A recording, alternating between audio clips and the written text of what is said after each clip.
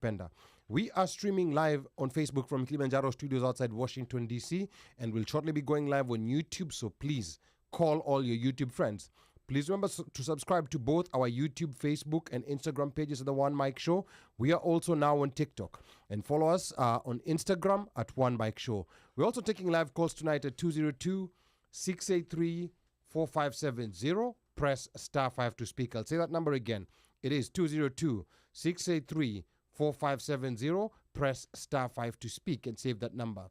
Now, later tonight, we'll discuss the big development projects and the torrent of roadside declarations being made by President Ruto. Is the broad-based government turning a page, or is this part of a plan to reward Raila's strongholds in this newfound alliance? Feel free to start dropping comments below and let us know what you think about this. And please tell us where you're tuned in from. Are you tuned in from DC? Are you tuned in from Texas? Are you tuned in from Australia? Are you tuned in from Norway? Yes, or are you tuned in from Kiev? Please let us know down in the comments. Na bila kusahau, tumekuwa tukipokea mziki toka DJ wetu machachari mleta habari DJ OmoshFaya, na tutadunda kule viwanjani na Micah jezeke nambari 7 mgongoni akituletea habari za michezo. Na moja kwa moja toka Kilimanjaro Studios, ni mimi mtangazaji na mwanahabari wako mpendwa Ali Badawy. Kwetu wananiita mteule na wengine mniite mjukuu wa Masai, because I'm Kenyan by blood, American by design, Masai by choice. Sichagui, sikagui, na sibagui. Karibuni. Now, let's talk politics. Now, this is how we're going to discuss the tragic death of a 79-year-old British tourist who was killed by President Ruto's motorcade. We'll also talk about the mysterious death of a Scottish businessman, and then the quiet crackdown on dissent. Then there's forced deportations and enforced disappearances happening in Kenya. We'll be talking about all this. Now, please drop a comment below and let us know where you're tuned in from. I'm your host and producer, Ali Badawy. It is Friday the 14th of March, and we are streaming live from Kilimanjaro Studios outside Washington, D.C. Now, please remember to follow The OneMic Show on Facebook, Instagram, YouTube, and we are now on TikTok. Mr. OneMic is in the building tonight on panel. We also have super producer Mubelo Bandio. Our resident DJ OmoshFaya is on the deck, and Micah will be joining us via Zoom. And also not forgetting our fans, wasikilizaji, naona wengi sana wameingia hapa. Karibuni sana. I can see Afro-Jamaican is already in the building asking about the new Say Turkish. So Afro-Jamaican, tell us more about that. Ametoka solitary. Yeah, ametoka solitary confinement. And then Washeke was in confusion. Was it a British tourist or a Dutch tourist? It was a British tourist, confirmed, who was killed by Ruto's motorcade. I can see also Slays in the building, Slay all the way from Texas. I can also see Luis Muya. Please drop a comment and let us know where you're tuned in from. Remember, the number to call is 202-683-4570. Press *5 to speak. Today, Washeke is tuned in from Nimeumia. I don't know what city that is. Nimeumia, New Caledonia. I have never heard of such a city. Tell us where on the map it is. A Maybe city she called meant Pneumumias. or New Mumias. Okay. I think maybe that's what she meant. I think that's what she meant. Yeah, but it's in a place called New Caledonia. I don't even know where New Caledonia is. Okay, you'll tell us more. Washeke. Yeah, and remember the number to call 202-683-4570. Press *5 to speak. We want to hear your opinions. We want to get your engagement and tell us what you think. Is diaspora out of touch, or are we in sync with what's happening on the ground? But to get us started tonight, we know that roads are being tarmacked, sewer lines are being launched, and digital hubs being announced since the broad-based government between Raila and Ruto. And we want to begin deep in the streets of Nairobi, where President Ruto just wrapped up a week-long tour that looked more like a political campaign. We saw the speeches, we saw the ribbon cutting, we saw tarmac roads being unveiled and sewer lines launched like they were tech startups. And also on the launch train were youth hubs and digital job centers with promises of rapid transformation. Now, many Kenyans are, however, asking, is this the turning point for Ruto's government, or is it just a dress rehearsal for elections 2027? Now, on panel with me tonight is OmoshFaya, DJ OmoshFaya, and Micah. We'll be digging beneath the surface to find out what exactly the tour delivered. What is the ground saying, and are diasporas disconnected from what the ground is saying? Because you're seeing those rallies, they're big, so many people are attending, and so many people are getting entertained in those rallies. But before we get started on the development tour, we know that a 79-year-old British tourist, Edgar Charles Frederick, was killed. He was struck by a speeding vehicle in President Ruto's motorcade, which sped on and never stopped. I want to welcome you, DJ OmoshFaya. Get us started. Just tell us your brief thoughts about this unfortunate incident. Before we start our conversation about the development tour and all that, tell us your thoughts about this unfortunate incident where a British tourist who was in the country for only 2 weeks got killed by the speeding motorcade of President Ruto. DJ OmoshFaya, karibu sana. Hello. I think OneMic was on vacation. Looks like. Uno, am I there? Can you hear me? I can hear myself. Okay, thank you. Okay, yes. Asante, Bwana Ali. Karibuni. Niseme ni watazamaji, wachangiaji, watu wetu, sijui kina nani. Why is Micah laughing? Because I'm speaking Oswahili. Oh, sorry. Yeah, you know the guy. Magharibi? Yeah, he thinks I don't know kushoto kulia. So Oswayo. Omera, I will see you later outside the Guinea. So, Ali, you know, growing up, we always saw the presidential motorcades, right? And I don't know, for me, the president at that time who I really saw a lot of was MO1. And MO1's motorcade, I think for me, I never saw it speeding. Like, it's almost like, because the guy always used to stop at places on his way from his home, wherever it was. He always stopped somewhere. He'd stop at a school. He would stop at a Sijui's. You know, he was always stopping somewhere. But these other guys these days, if you're in their way, and it's not only the presidential, but just pretty much any one of those government officials who have the flashing lights or have flags on their cars, it's a problem.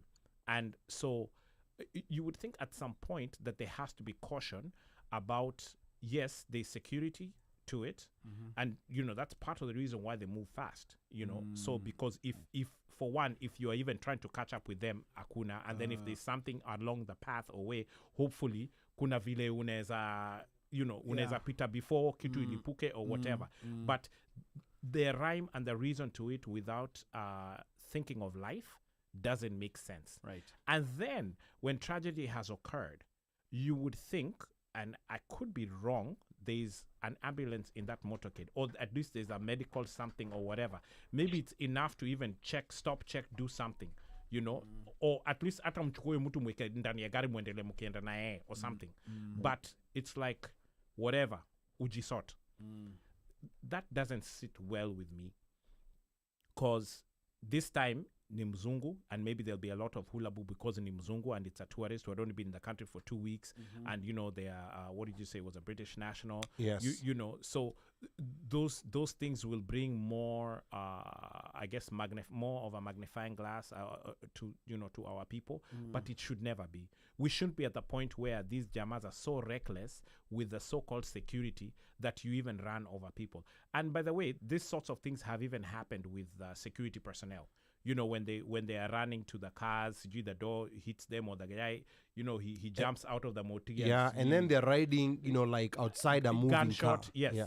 They normally they have the rails there, you know, and that's like leading up to, you know. But during campaign time is when you actually see them doing some acrobatics. You're like, hey, this doesn't make sense. They're on the back, they're on the side, there's what. So there needs to be some sort of onus for these people to be held accountable. And I'm sure it's on video, it's somewhere. Somebody has all of that stuff. These jammers need to be prosecuted, whoever they are. And whoever is in charge of that whole nini. The whole point of it is there's a safe way of moving around, and there's a way of moving around such that you harm people. But you know, it's protocol when the presidential entourage is moving, you're supposed to clear the road.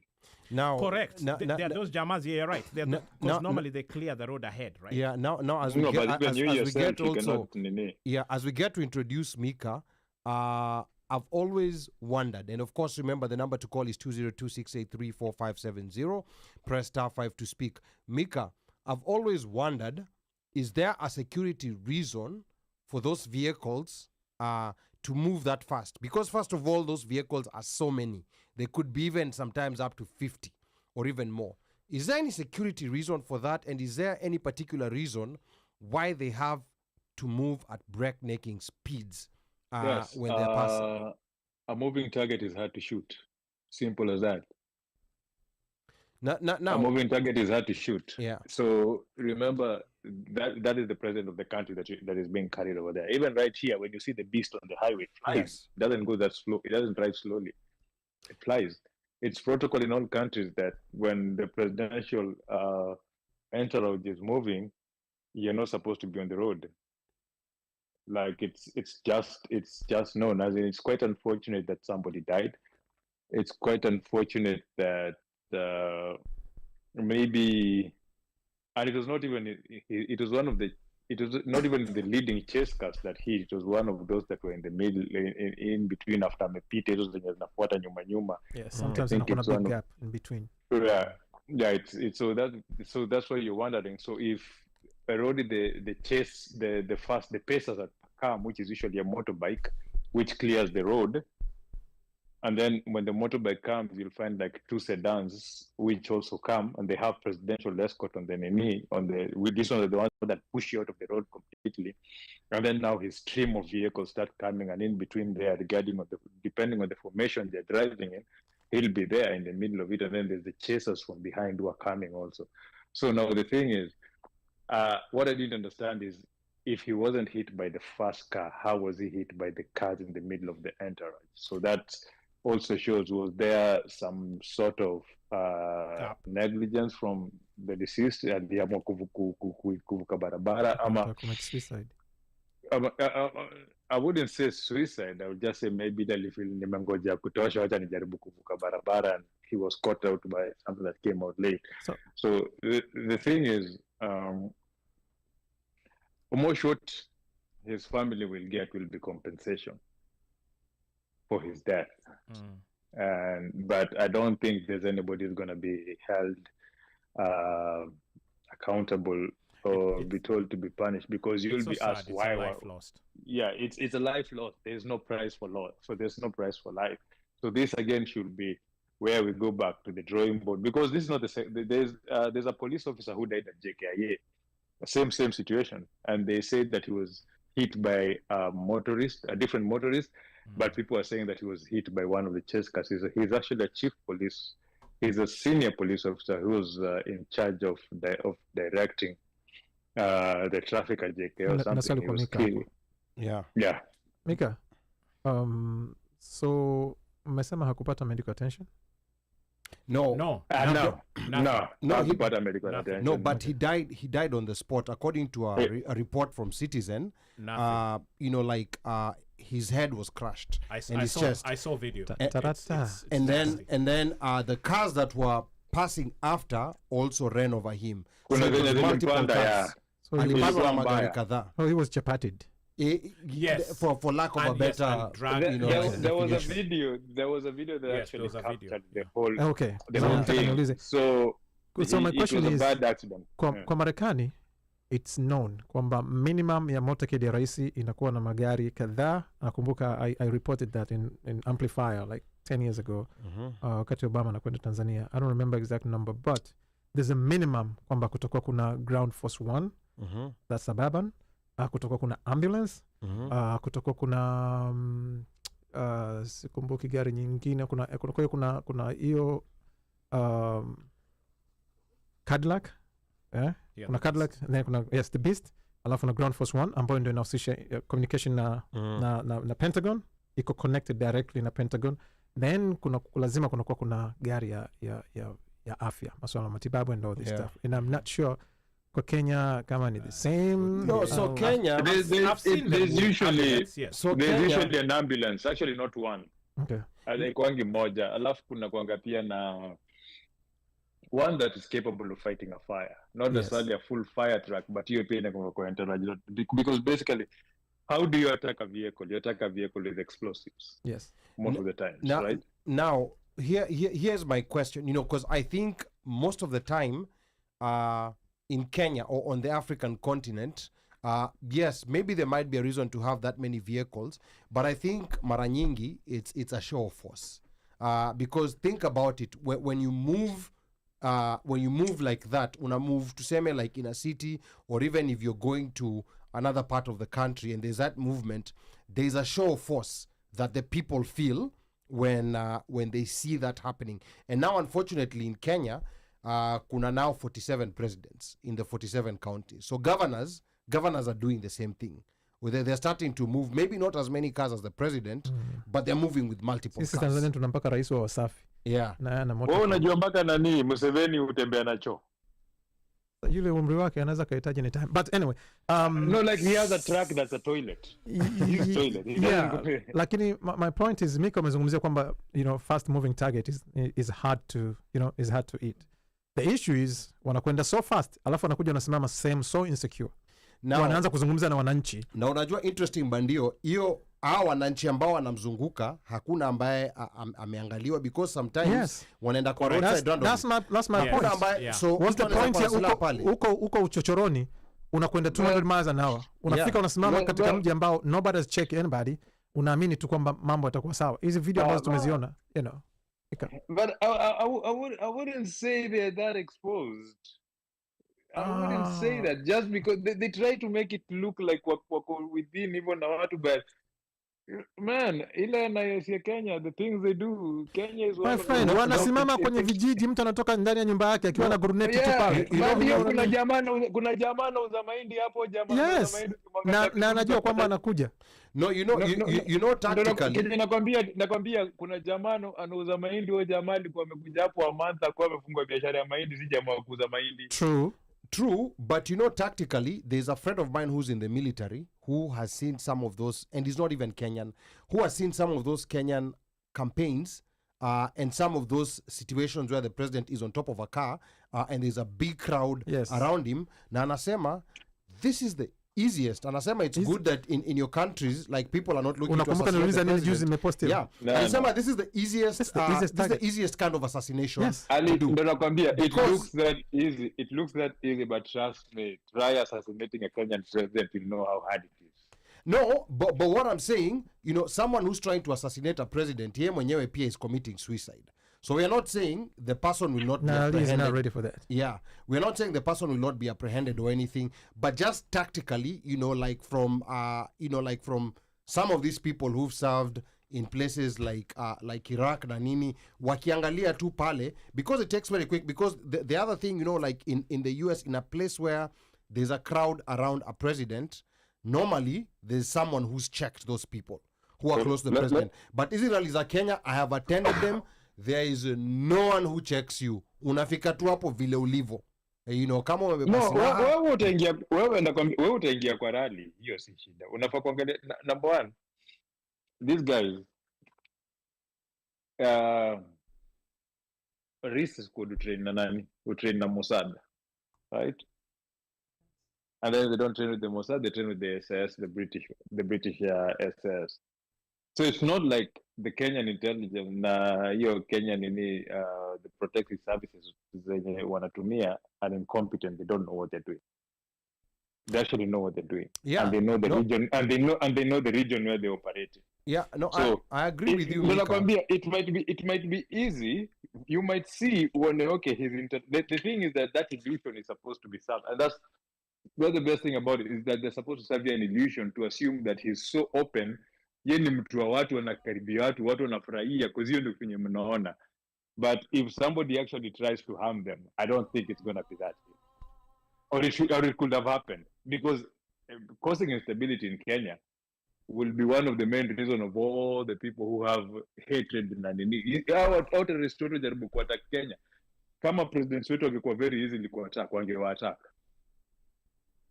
Why waste time ukienda kushoot mall na unaweza kuwa president yuko hapo virahisi, is easy to attack. If it was that easy, they would have done it. Some fool would have tried it by now. So I agree with you, Micah, but me, like, this is just information I'm also being given by people who understand who understand security, so we can agree to disagree on that. And mimi nakwambia pia mimi nakwambia Kenya, nakwambia ninaambiwa na mtu mwenye who actually works in that field. So like I had the same question that I asked. Nikandu, don't ever assume it's that easy. But now you see also we in Kenya, for example, or maybe even in East Africa, we've not had that culture of assassination of presidents. So, and then the other thing also, we do not have a supply of weapons the way some other countries have. Unaona, when you move to a country like South Sudan, so many people are armed.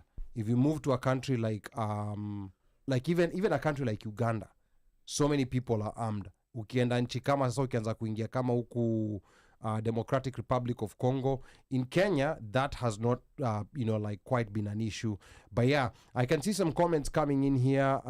Number of people. I did lose some comments. I wanted to read Nancy Mirosi's comment. Anybody who can see Nancy's comment on Facebook, please isome. Is it where she wants us to discuss about the mathematics and Yes. STEM education in Kenya? Yes, I think that's a conversation we're gonna have some time, because She can call.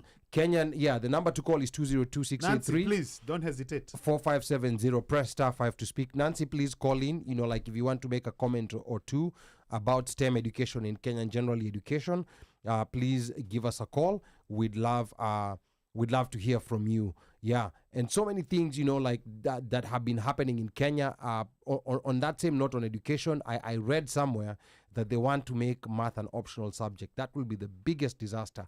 I don't know of any country in the world that has made math an optional subject. I don't know. Maybe there's one. I don't know. I'll say this.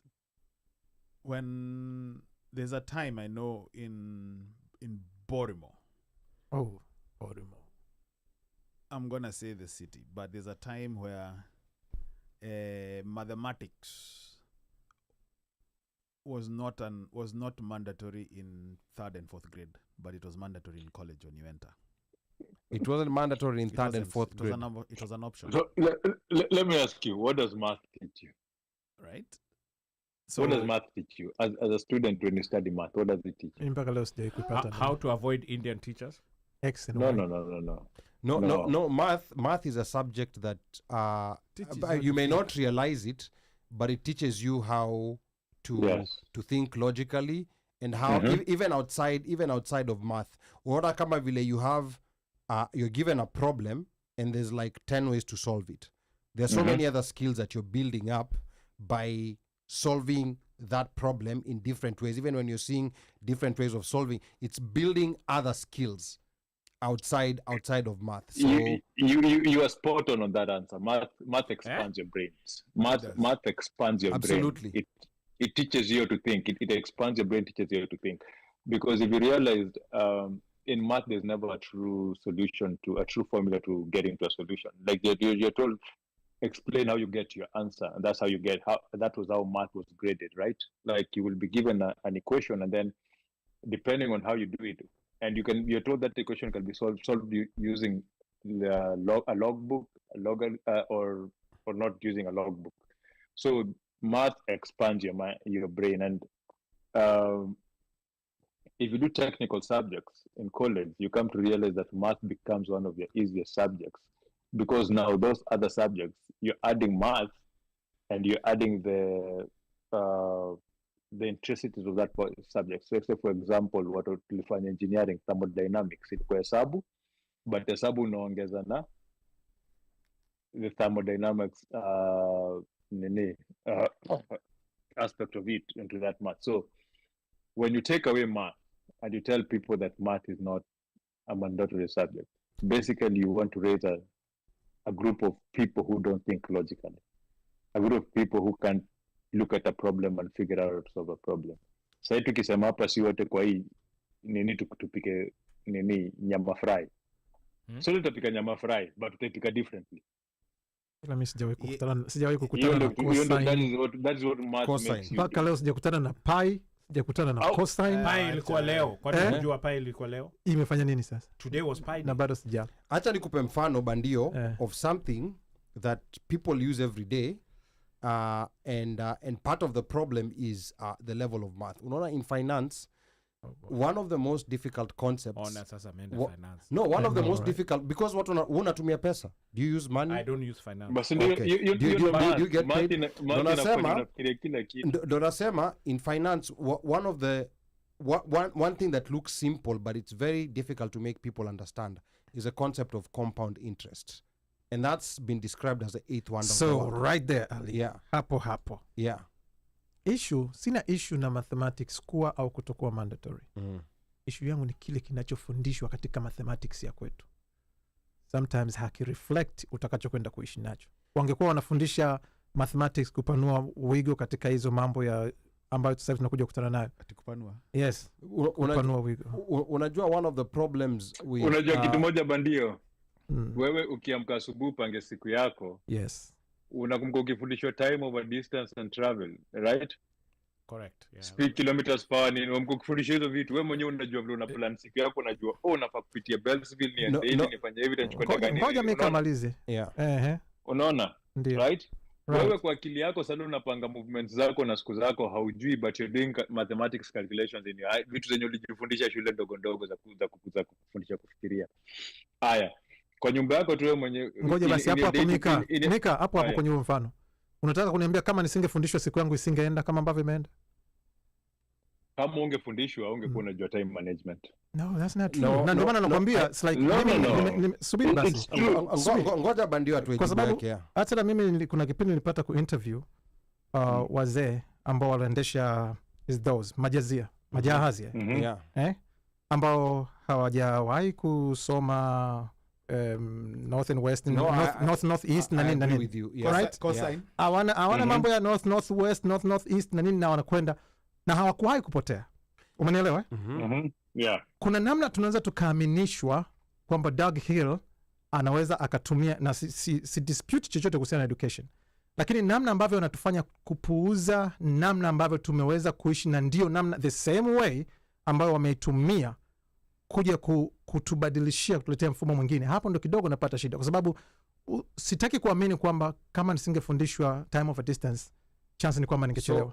So I think Umenelewa? Yeah, I think bandio anaposema sema tu nikwambie kitu kimoja. Yeah. Mathematics ina maana kwa sababu wazungu walitengeneza maisha ambayo lazima utumie mathematics kuyafikia. This means njia zetu nyingine zote zinaonekana hazina maana. So now Kwa hiyo walitengeneza tatizo alafu wakaja na solution. So bandio niko na jibu. Okay, sawa. So but I think what Bandio is trying to put together here, and to a certain extent I agree with him. I think the problem with the way our education is imparted, or the way it's taught, for example, mathematics, there's no connection to local examples. A lot of these formats of teaching are Western, and sometimes it takes something as simple as even names. Like when kids are learning, it makes a big difference if you use Omondi or if you use Matthew. It makes a big difference. And even examples, using examples that they're already familiar with. So that doesn't happen. So you'll see a math problem in, like maybe a Kenyan setting, whereby they're talking about apples, whereby day to day, they're counting apples, where day to day, those children are not eating apples. The other fruits that they could use, or maybe they're using strawberries. Day to day, those kids are not using strawberries. So in those examples, it slows down the time it takes those kids to understand. Okay. Notice within American, British education systems, they localize the examples very much.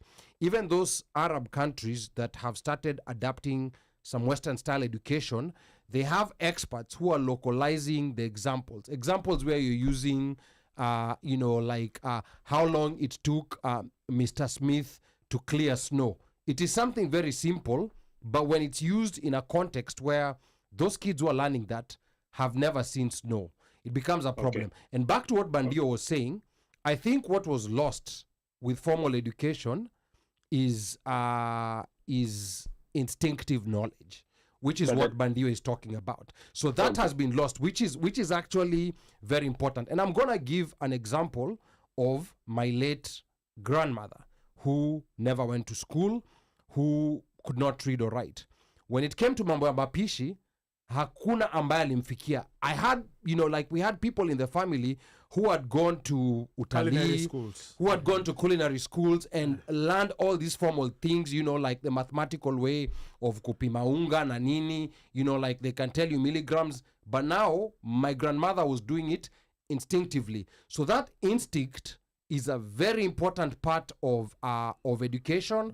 And this nyingine is also important, but it becomes supplementary. So I think the push towards this other one has really lost the kind of knowledge that Bandio is talking about. So Bandio, getting back to you, right? Yeah. Yes. And it's great you brought the example of navigation, right? And there's a reason why navigation was not done by everybody. There's a reason why navigation iko inafanya na mtu mgani mwenye amefundishwa, has been educated about navigation by the other fishermen and navigators who were there. Like sea captains wako haikuwa ni kitu ya ulikuwa unaanza kufundishwa kwa utoto, unafundishwa unapandishwa kwa like anything back then, unatoka kwa kitu kimoja. At the end of the day, so it was still education, right? Yes, they were being educated, and it was still math, because the modern concept of math came from that.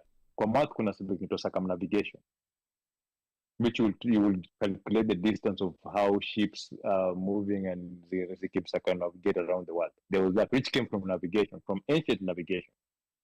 So the issue is not the math. The issue is the evolution of that education to work with modern times right now. Okay, that's my point. Yeah, hapo nakubaliana na wewe. Okay, so hapo sasa ndo nasema, hapo sasa issue si hesabu, ndo nakwambia wewe ndio au kufundishwa ile hesabu kulingana na ile njia ya kitambo, because hata ungepata long distance trader angekufundisha kutembea kutoka Bukoba mpaka Dar on certain circumstances it take long than ukitembea kutoka Bukoba mpaka Dar on other circumstances itakuwa shorter than kutembea nje nyingine. Kwa sababu gani? Ametembea, amefanya hiyo, ni hesabu washapiga, washa calculate out of going that route so many times, they know it. So the same, ni vile tu yeye tofauti yake na mwalimu kwa darasa akitumia modern concepts na utumia modern concepts, but still the same math. Same applies to Ali's grandmother, because Ali's grandmother was taught from a young age, right, kutumia her senses, kupima akipika. Yes. Anatumia taste, anatumia smell, anatumia sound. Yes. Anatumia sight akiangalia, right? The only difference ni ule mwenye ameenda culinary school anarahisishiwa asikuwe more dependent on her senses, akuwe more dependent on science. But at the end of the day, the goal was kupika. Ni vile huyu mwingine, since yeye yake inatoka from within yeye mwenyewe, yeye anaipika, itakuwa tamu kushinda huyu mwingine, kwa sababu hiyo kwa tamu Mika tuiache kuweka pembeni. Kwa tamu, that's debatable. Yeah, that's debatable. I'm just going back to what I said. So the thing is, the math was there. The only thing that we can say is the difference is the application of the mathematics. Okay, so because hata mimi sasa hivi mimi nilikuwa nafanya multiplication, is not the same way my 9-year-old niece is doing multiplication. It's totally different. So mimi nitasema kitu kimoja. Amezungumza hapa Mika, and I totally agree. Kwanza Wacheka ameniuliza kwamba zamani kabla ya wazungu kuja kuna mathematics. Yes. Tulikuwa tunahesabu. Mimi nimekuwa katika zama ambazo kulikuwa ukienda nje ya nyumba ya bibi, kulikuwa kuna miti, imewekwa viti 1, 2, na walikuwa wanajua kwamba jua la kivuli kikifika hapa ni muda wa mtoto kunywa uji, ikifika hapa ni muda wa kula. Kwa hiyo hata kama walikuwa wanajua kwamba hii ni saa 6, hii ni saa 7, lakini kulikuwa kuna namna ya kucalculate muda wa siku. Walikuwa wanajua misimu, hakujua kwamba kuna fall, kuna winter, lakini walikuwa wanajua msimu gani tulime, mvua itakuja, itafanya hivi. Nakumbuka babu yangu mimi alikuwa anakuambia kesho mvua itanyesha kubwa sana, toeni vitu. Kwa sababu gani? Kwa sababu kama mvua itakuja kunyesha, ina maana kutoka kuna cloud cover, joto litakapokuwa linaondoka, haliendi juu, kuna kwa kuko humid, ni vitu ambavyo tulikuwa tunavisense vyote.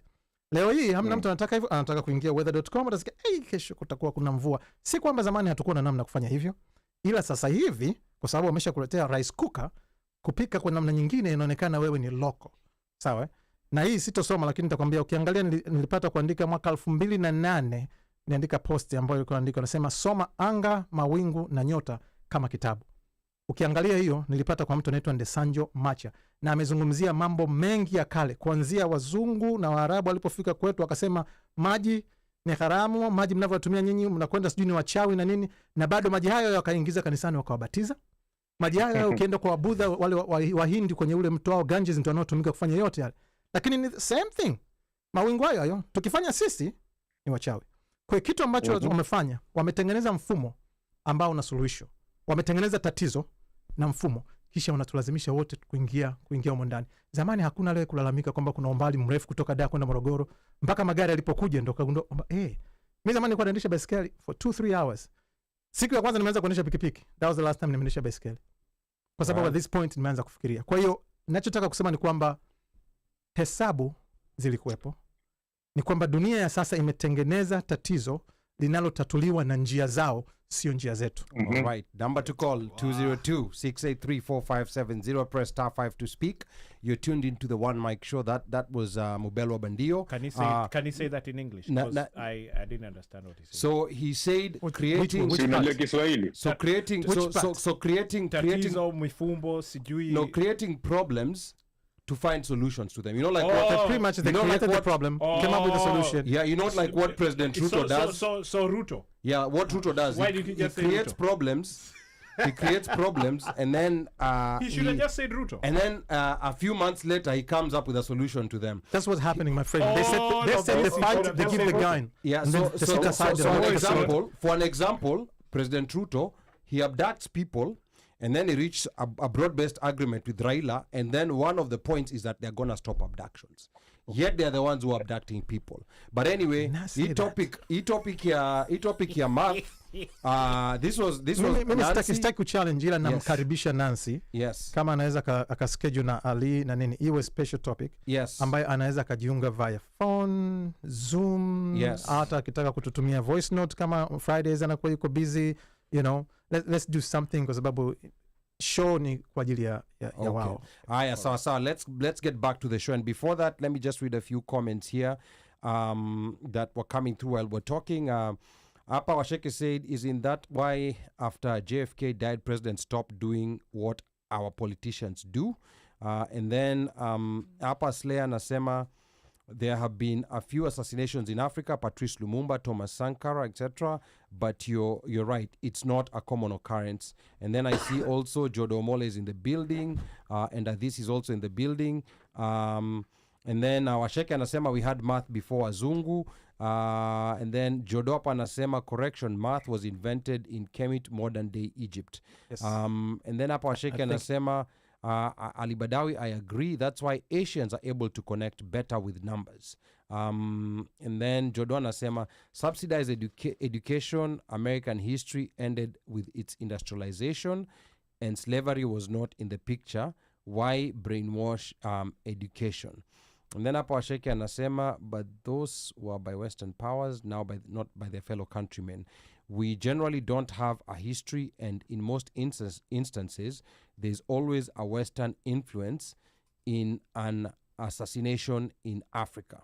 Then Washeke anasema, Slay anasema, Western powers used people close to them to orchestrate their assassination. They're So still I think, doing that. yeah. So I think hata issue pia ya presidential security na nini is something that we can have Hiyo wanaita kikulacho kinguoni mwako. Alafu sasa hapa we wanna go to President Ruto's development tour. Is there any comments coming in on YouTube, DJ Omosh? No, it was just me karibisha watu to the show. Okay. Karibuni watu wa YouTube. Okay, aya, sawa. Again, the number to call is 202-683-4570. Press *5 to speak. We're here. We're talking about education. That wasn't part of the conversation, but that's what happens on the OneMic show. Any audience member akisema nataka tuzungumzie kitu, we're gonna talk about it. Now going back to Nairobi again, and just going back to where we had started, because we took a detour to talk about the British tourist who had been killed by President Ruto's motorcade. We know that President Ruto just wrapped up a week-long tour that looked more like a political campaign. We of course saw the speeches, the ribbon cutting, tarmacked roads, being unveiled and sewer lines being launched like they were tech startups. Also on the launch train were youth hubs and digital job centers with promises of rapid transformation. Now, many Kenyans are, however, asking, is this the turning point for Ruto's government, or is this just a dress rehearsal for 2027? Mike, I'm going to start with you on this one. My guy. This guy, ametenga, amezidi kutenga, ameongezewa majina. It's the campaign has started. And Did it ever end? no. Okay. Yeah, it took a pause. That's the question. It took a pause. I.e. No. When? Then When was this pause? do you know when the pause was? Gen Z. Maandamano. To me, I don't It count paused. that. No, I don't it count paused. that. To me, I don't count that as a pause. That was the I just pause. count that as part of what was happening. But explain what you mean by because the pause. when I say it was a pause, because now whatever the plan was, because remember even before the campaign, before when he was campaigning to be president before elections, he was going around, Correct. huyu mtu wa vitendawili, Yes. hii hustler, hii ni hustler, Yes. mambo itakuwa from 2500, gas ya mtungi itakuwa yes, itakuwa yes. 500, itashuka, hustler fund, I mean all that. And then anaapishwa, what happens? Nothing happens at all. And on top of that, they start pushing a finance bill. Finance bill inaongeza ushuru. Prior to that, kulikuwa, it was ongeza kaing. Whatever he had said he was going to do was not doing. Then people are like, no, this is not right. Okay, you know what? Finance bill. So then, quick question for you. Yes, sir. So before you continue, yes, was the housing thing part of his campaign? Affordable housing, housing, yes. Was it a levy then when he was campaigning? No, or it was a never. tax? No, the levy came after he became After president. You need to remember affordable housing ilianza kama kwa kweli nusu mkate. Watu wawili. No, not nusu mkate, ilianza na Uhuru.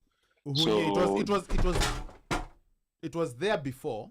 It was part of Uhuru's thing, even the affordable housing, because nyumba zilikuwa zimetengenezwa. Yeah.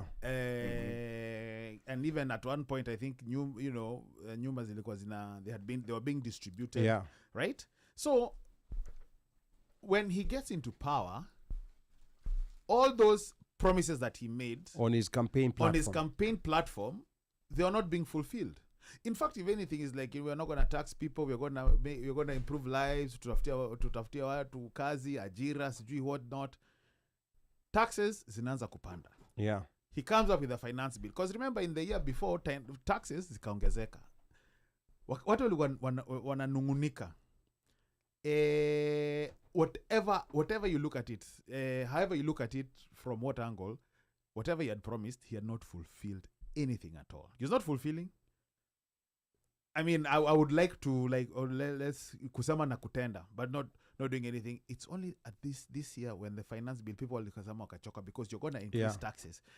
Finance companies, companies are going to have manufacturing.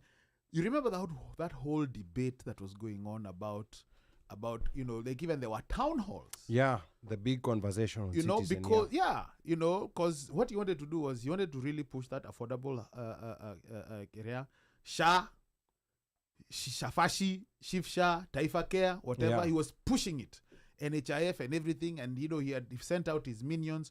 So ideally, you could say that he's trying to do it so that he can now start get the ball rolling on campaigning.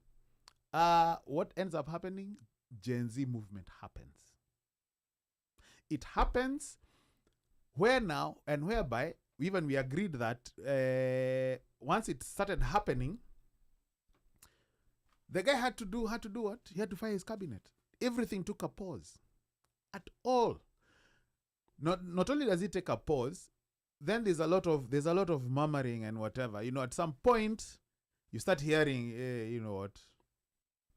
Raila is, okay, there's something.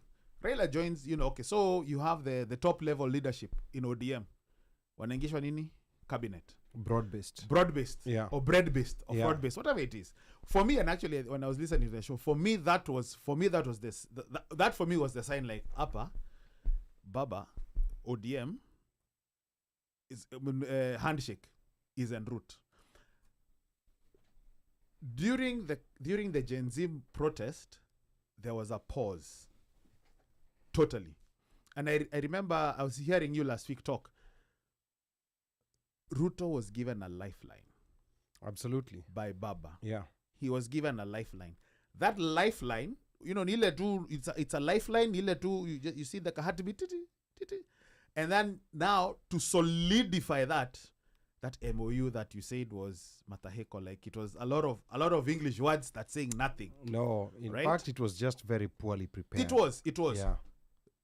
That now is campaign mode. Was it poorly prepared? It was prepared in a way whereby I don't think it was poorly prepared, Ali. I think it was. The thing is, you when you look at it, you're a political analyst. Unapenda kuchambua siasa, unapenda kudinga nini. But let's look at it at from a general mwananchi's perspective, right? What are the things people are complaining about? IBC, abductions, nini. So don't explain. Don't tell people how. Just tell them you're going to do this and this and this. That's right? exactly, I think.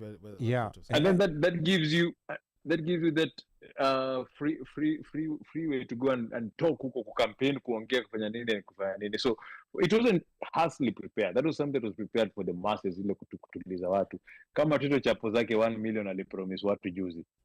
No, I agree with you, Micah. And I think part of what we need to figure out how we're going to solve our situation in Kenya is that these politicians have kind of mastered exactly what's on the mind of the masses. And the masses, of course, it's not us. It's the people on the ground. Mm-hmm. They have mastered that, and they know what's going to excite people when they're told.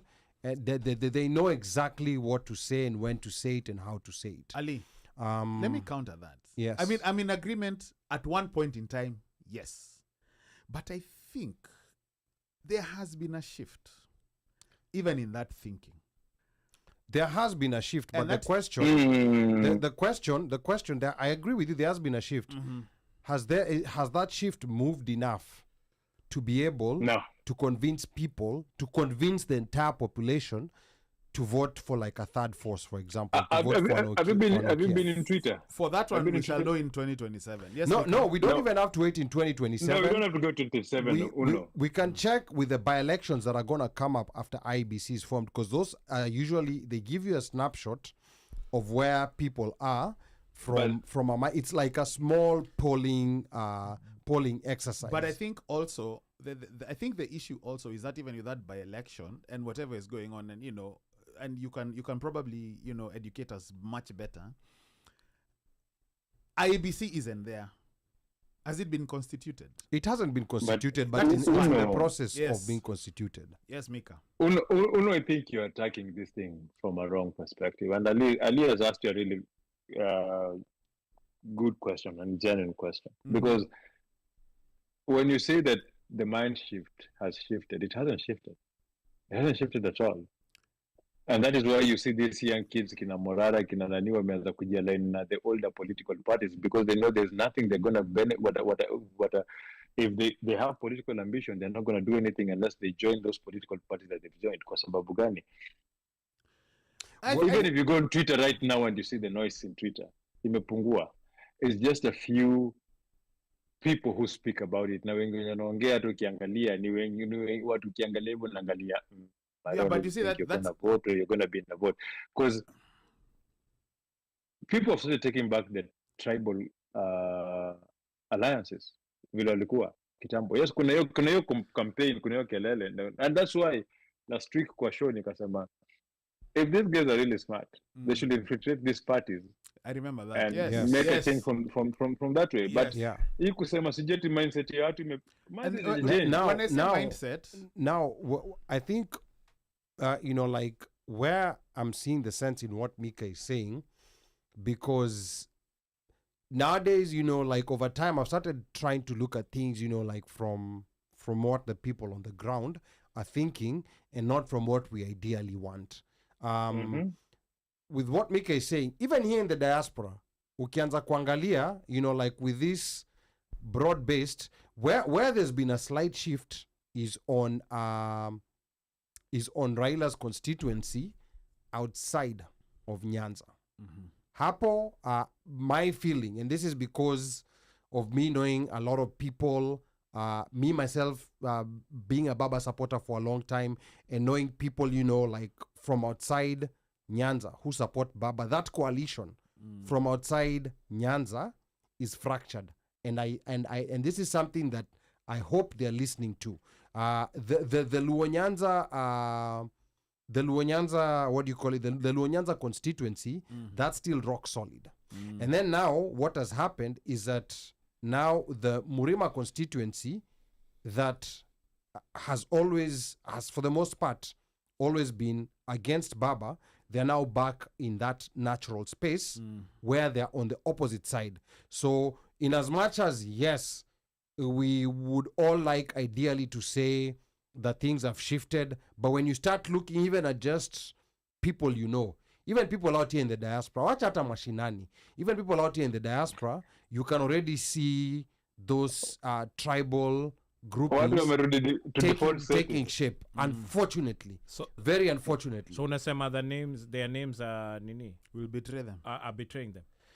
Very unfortunately, Omosh, is it generational based or it's period. I don't think it's even generational based. Remember when us guys were young, like when my millennials we were like in our 1920 huko, were being told ati ni nyinyi sasa ndo mnakuja kumaliza ukabila. So I'm seeing the same pattern with Gen Zs where we are saying waona nakuja kumaliza ukabila. However, but then when you think about it, the way ukabila is being used, ukabila in the old days was based on the fact that this is who you knew. You mostly knew people from your tribe.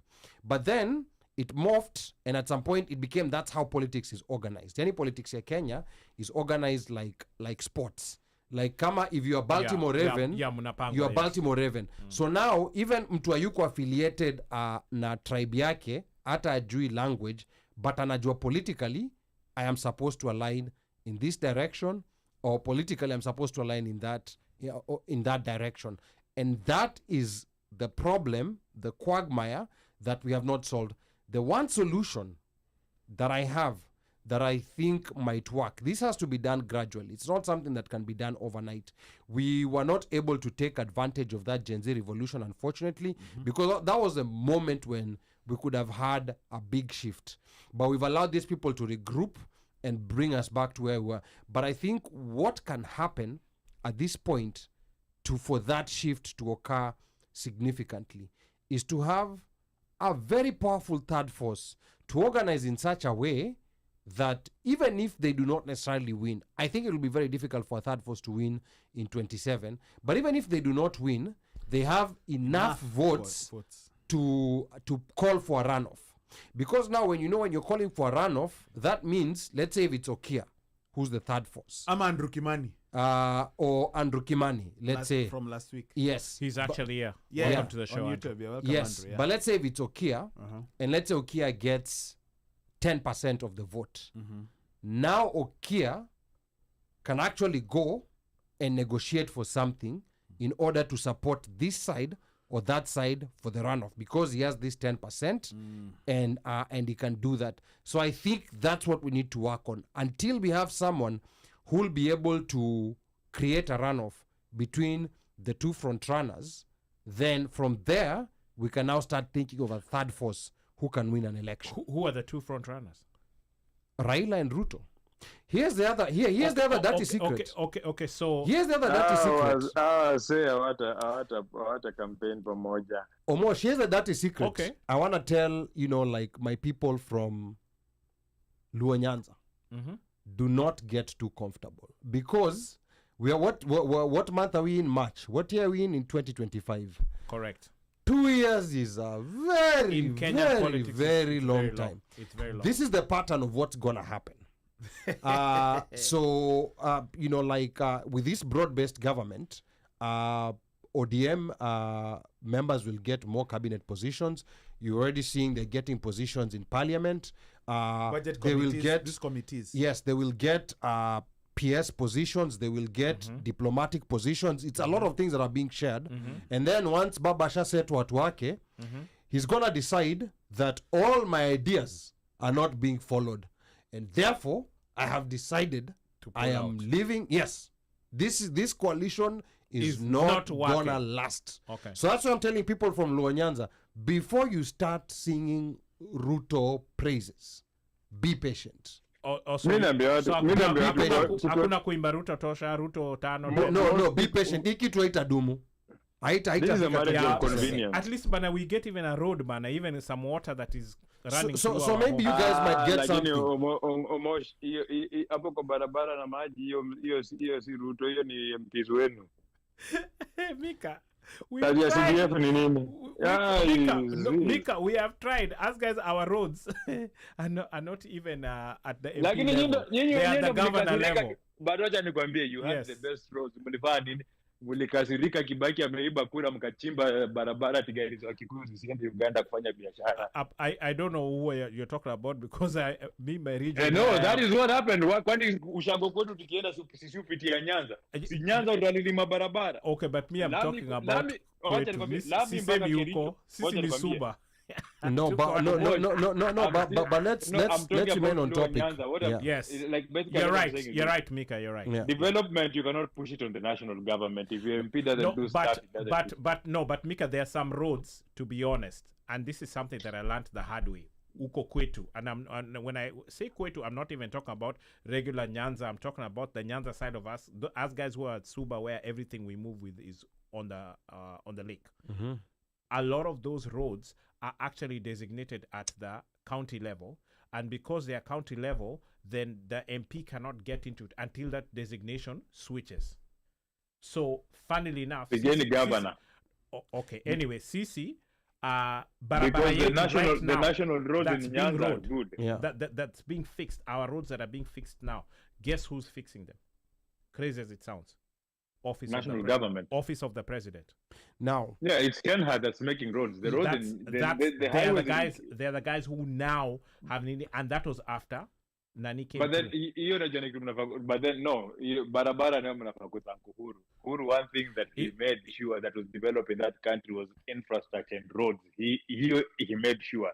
He made sure, and those are his projects that zinaendelea kuisha. Sijakata, you know. Ruto anadandia tu. Sijakata, because I'm telling you, he came and so you're right. Anadandia matri, but Sijakata, that's office. But now I think as Kenyans we also have to learn, and actually before that, let me read a few comments here. Up I can see Washuka Mwai, karibu sana to the OneMic show.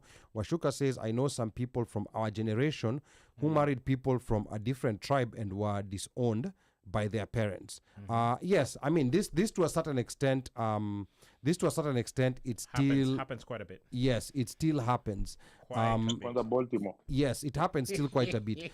But I think the issue is the fact that, like you see, like even Kenyan kids who are growing up in the US, they are, when it comes to relations with Kenyan politics, they are being groomed based on ethnicity in as much as they've been detached from Kenya, but you'll still see they're still being groomed using that lens of ethnicity. So even the calculation, even the calculations that Ruto is making for 2027, because he knows the mountain is gone, he's banking on Baba's support. I think he's truly banking on Baba's support in 2027. Personally, I don't think that coalition is gonna last. But Ali, you don't think amesoma hiyo gazeti? So you know, there's certain things that they know and there's certain things that are unpredictable. He knows right now he needs Baba. This is because without Baba, so he's dealing with the cards he's dealt with, what he has, he's holding in hand. Right now, Baba akimtoka, you know, like even if he wins a guy like Kalonzo, Ruto is fried. He's cooked, you know, like without Baba. Baba right now is the one who's kind of giving him some legitimacy. You see, when these rallies in Nairobi, Ruto never used to do rallies in Nairobi. He never used to do rallies in Nairobi. Now he's going to Kibra. Now he's going to Mathare. to do rallies. He's going to places where he never used to. But you know, he didn't have that user-friendly welcomeosity. Yes. Because those were all Baba zones. Those were hostile. Those were hostile Yes. spaces. But now Baba has given him the permission to be able to do that. And this to me is a worrying trend, because I had honestly believed the Gen Z revolution had turned around everything. But now, like I said, we have to wait for a Indeed. by-election to happen. Unajua nini? Yeah. Ninja. Issue ninja. Absolutely. Kuna njaa. So I agree issue with you. ninja. As much as hawa vijana walikuwa wamechoka na nini, the thing is, baba alienda kaongea na huyu jamaa, na sasa hivi hawa vijana kuna kipiga kelele kizuri hivi, mfuko iko heavy, hawajalala njaa. Walipandishwa chopa. Wanaachiwa sahii, wanakula. So unajua ninja ni sahii, they will sing to the tune that's feeding them right now. Yes, and you see, it's so You only sad. say, if we didn't take advantage of when that Jay-Z maandamanos were happening, because but it's a volatile situation. Unaona vile baba na Ruto wako na hiyo relationship ile ya wako kaa bibi na bwana mwenye wamechoka lakini lazima wakejia watoto. It's the same relationship with the people here. The citizenship sieti pia nikaa imelegea tu imetulia. All it needs is just a Because I'm also looking at, like, now, for Yeah. examples, you know, even after that the Mungano, the MOU and signed out, but you know, it's the hostility with which, you know, Baba anapokea, like, you know, last week, I think after that, In when he went Kisii. in Kisii, Yeah. you know, He got a very hostile reception. very hostile reception. Yeah. You know, I think there's a time he had gone to Kiambu, lakini anajaribu kutetea So anaulizwa anaambiwa, but you kwanza technically anaambiwa you joined our enemy. yeah. Unaona? So what I'm saying is, and even on the ground, so when I'm saying on the ground, like, you know, when I talk to people, and I talk to my mom, and I talk Yeah. to my relatives over there, like, hata tutaki kusikia hiyo jina ya Kasongo. Hatutaki kusikia, because, you know, you can tell guys are fed up. But that's on the ground, and guys talking about that. Yeah, but now you see with Baba, like I said, And this has nothing to do with Baba. Like, Yeah. when I'm saying this, guys Yeah. are just fed up with Kasongo. but I think, you see, even when Uhuru was president, there was a lot of people who were fed up, you know, like 2 years before elections, but somehow towards election, watu wanajua kupanga watu walipangwa na wakapangika, you know, like it always happens. So right now we're in that Which moment. election? 20? No, even 2022. Okay. But both elections, people were fed up with Uhuru in 2017. You know, like people were fed up with him. Yeah, but First term, second term, but then for some reason, you know, like these things were rearranged, and now you see the other calculation that also Ruto is making is he's banking on that support from Baba strongholds, and he's also banking on support of the Somali community. Northeastern. Yeah. lakini unaona kimeruka. So hapo ndo anajaribu, he's putting a lot of his eggs there, but Northeastern has always been very timid. They always have people on both sides. They always have people on both sides.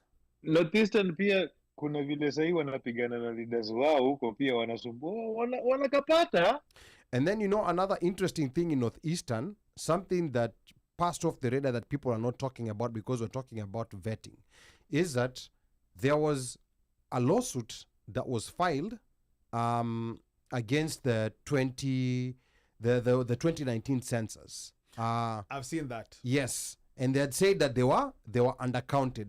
So me, initially, I was like, okay, this doesn't make any sense. Because But in then- 2009, they were like 160. So in 2009, they sampled a number of constituencies where people reduced by like 20-30%. From 2009 to they said- 2019. to 2019. No, you're saying 2009. But Yeah, 2009, yeah, from 2009, from 2009 to 2019. a Their reduction of numbers- about 60,000. Yeah, their numbers reduced. And by the way, this is the community Yeah. that has the most kids. 60,000? No, Walihama. no, but your 60,000 is in a constituency that has 150,000 no, people. Walikuja Nasikia Isili. huyo. So now, Yeah. let me tell you And on something. average, a family has about 5 kids. Five is on the lower side. But that's But like average, that, yeah. the on average, Five is on the average lower is about side. 5. Yeah. Average is about but, 5. But I yes. think this is something that people are not paying attention to because what the court ruled is that there has to be a recount. I don't even know how a census recount is done. But here's the thing. One thing that is clear, that had always even been clear even during Moi's time, there was a lot of undercounting there. Some of it due to logistics and some of it due to mischief. Of course. So this one for Yes. 2019... I think more due to mischief. Yeah, so this one 2019, I strongly believe it was cause of mischief. Because with population, you're getting Wacha its nikwambie. allocation, money allocation, Yes. and now also the number of registered voters. I am telling you, when it comes to the next census is gonna be in 2029. Yes. Here's my prediction, and I could be wrong, but this is what I feel. Number one community in Kenya. Mnataka kujua ni gani? Drum roll. Wasomali. Number one, no, it's not gonna be Wasomali. Number one community in Kenya is gonna be the Luyas. By the way, Waluya ni wengi sana. Waluya, na Waluya pia, they get multiple kids. Nilikuwa nataka kusema hao pia wanakauntiwa. Yes. So if a And genuine yes, done on census is done, purpose, correct, yes. if a genuine census is done, I think Waluya watakuwa number one, and believe it or not, Wasomali watakuwa number two. I'm not going. I cannot debate that. Yes. Wasomali wako wengi, and then interestingly enough, you know what? They are everywhere. Hakuna mahali hautapata Wasomali. So what has happened is that zamani, a lot of them were not in Nairobi, and even those who came to Yes. Nairobi Were went to confined to certain specific areas. places. Not anymore. But now I think Not anymore. now everywhere. people are now seeing them everywhere. They in are Kilimani, everywhere. they're They're seeing business. them. Yes. My friend, You know wacha- all wacha- the places where the Wahindis were before? Wacha mambo They have yetu taken Nairobi. over all of those things. That's what I'm telling you, uko Hata mashinani. Kilifi. No. They uko kwetu, I'm And then- telling you, and- wamechukua kila kitu. And then now you're seeing an educated generation, because kumbuka previously, Yes. you know, a lot of these people who say we should go back to 8 provinces tend to be very selfish, and most of the time utakuta ni watu kutoka Nairobi and in the environs. Yeah. Remember, like even national schools, wachana na these new ones, the original national schools, almost all of them Were just were in Nairobi, and Nairobi, surrounding and counties. Surrounding. Yeah. Hapo maybe So go to and And then some they- parts of they- Rift they- Valley. Yeah, Nairobi Yeah, Central, if Rift they Valley. were to give, if they were to give, walikuwa nasema they were only going to give one to every province. Na ilikuwa ina take time. I think Yala was the only national school outside of hiyo side ya Western. Was it Yala or Maseno? Yala. Okay. Ilikuwa Omosh Yala na Maseno, which was the national, which was the first. I thought Maseno ndo I ilikuwa thought national Maseno was school. national. Yeah, I thought Yeah, ilikuwa ni Maseno, Maseno, yeah. yeah. So Maseno Yeah, was the the other only was- one. What about St. Cardinal Mary's. Otunga? No. No, No, that wasn't a No, national no, school. that was a private ilikuwa school. Catholic. Maseno, Oh, and then okay. the next one on the list ilikuwa Sisi, Kakamega. So ilikuwa Sisi, but then Sisi alikuwa anataka kupatia alikuwa anataka kupatia mademu wake hapa pale, alikuwa sema kwa na demu huko girls. So there was always a toss up in Western, ni gani atapatia hizi patia zote mbili. So there is a toss up between us, Yeah. Mukumu girls na Bunyore girls. So Yeah. your national school awarding national schools was a very controversial thing. So It was actually a campaigning thing. you're awarding national schools, distribution of hospitals, even when you look at where roads were and everything.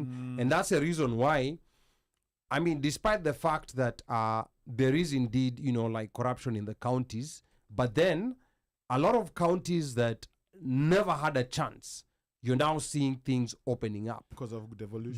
because of Devolution has devolution. sped up development in that Correct. country. Yes, Yeah, yes. well, Even Mandera despite County- the corruption, Yes. even despite the Yeah. corruption, and one of those things that that the NADCO report is advocating for, because NADCO report is kind of like an upgrade or another version of BBI, is they want to entrench. See, right now there is the CDF, the NGCDF, and then there's I think the Affirmative Action Fund. Yeah, there's the Affirmative Action Fund, and then now they want to introduce a ward development fund, ipatiwe MCAs, you know, to develop their whatever's their wards. wards. Yeah, so they want to entrench that, and you see what normally happens is that the way they entice all these politicians to back this thing is when Awambia will give you more money. We'll give the counties more money. In fact, even that's what already Baba is talking about. The counties are going to start getting more money.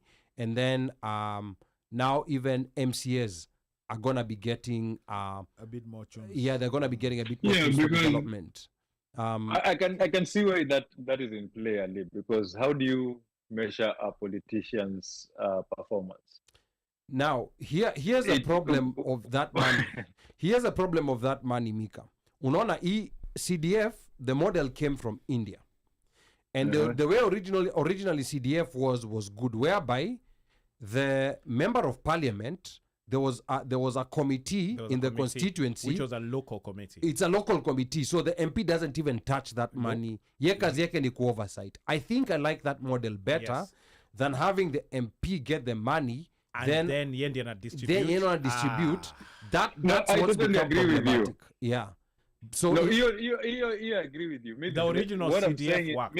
What I'm saying is, the original CDF worked. But what I'm saying is, I can understand why they want more money. Mpaka ifike councillors pia wako na kapesa kanaonekana ka development fund kanaonekana hao ndo wana lead, because how you measure politicians working in Kenya is through tangible things, projects. Ndio mijengo. Alijenga kitu, alijenga soko, alijenga barabara, alijenga that's the only thing you do. And what do people use? How do they measure it? With quantity and quality. Quality and quantity, sindio? Ikwe mzuri na zikwe mingi, like ikwe in abundance.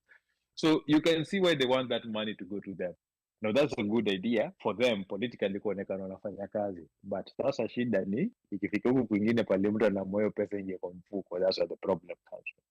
The other bigger problem is that because these guys are so close to the ground, CDF is only like, I think, 1 or 2% of the national budget.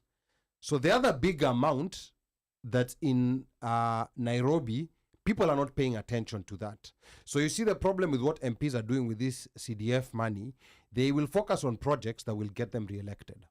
Unaona saa projects zingine that are under the ground, like maybe a sewer line, hiyo haitaonekana. You cannot label a sewer line and say Muhammad Ali Nyali.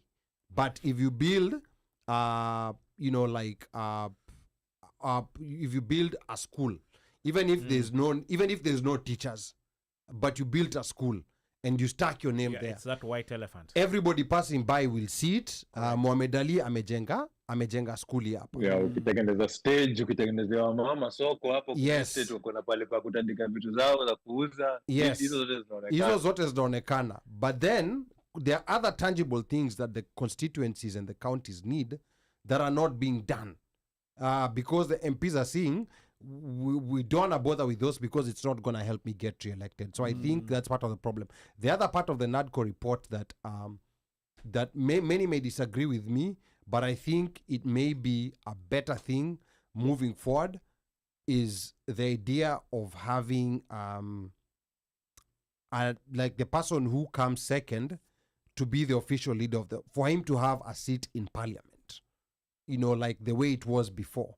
Like you lose an election, like when Uhuru lost in 2002, he was already a member of parliament. So he naturally went to parliament and he led it from there. But because of this new format, whereby if you're number two, official leader of opposition. Yeah. Yes, so everything is unofficial. So if there's an official way of doing things whereby we have shadow, like ministers, I think that may be a more effective way of making sure we don't start having these handshakes again, whereby there's a structure in there. These people are getting paid to do what they're doing, and they can check each other from in there. But now this idea of handshakes, power. Power kidogo kakufurahisha ego. Yes, na ndo hivyo hapo sasa and I think that's what maybe might need to happen. Then the idea of having an official prime cabinet secretary, I don't know whether they want to make him a prime minister. Now you see in a situation where Okia gets 10%. And then now he's to throw support to one of the two candidates. So now a guy like Okia, if the candidate he supports wins the runoff, then Okia goes and becomes the prime cabinet. So we now have our person inside. Looking at things from the inside. So there's a check and balance from the inside, and there's an official check and balance from the outside. Mike. Comments. No, I was just gonna say the comments. They are coming in thick, hot, and fast. Hapa James Olengo. No, ni James Olongo. Anasema James. Okay, James. James. Okay, James Olongo. Tell us how that name is pronounced, or maybe you have to call us. Yeah. And again, the number to call is 202-683-4570. Press *5 to speak. Anasema barabara ni kazi ya national government. Of course, there's a certain portion that goes to the counties. And then Adhiambo anasema just finished eating dondo, just finding out Raila was abducting. And then... okay. Tell us, please, explain to us what that's about. And then Adisa anasema just basing it on one of the comments I read. And then James Solongo anasema hata sinja Gen Z wenyewe walikuja ati wako leaderless, ilibidi wapangwe.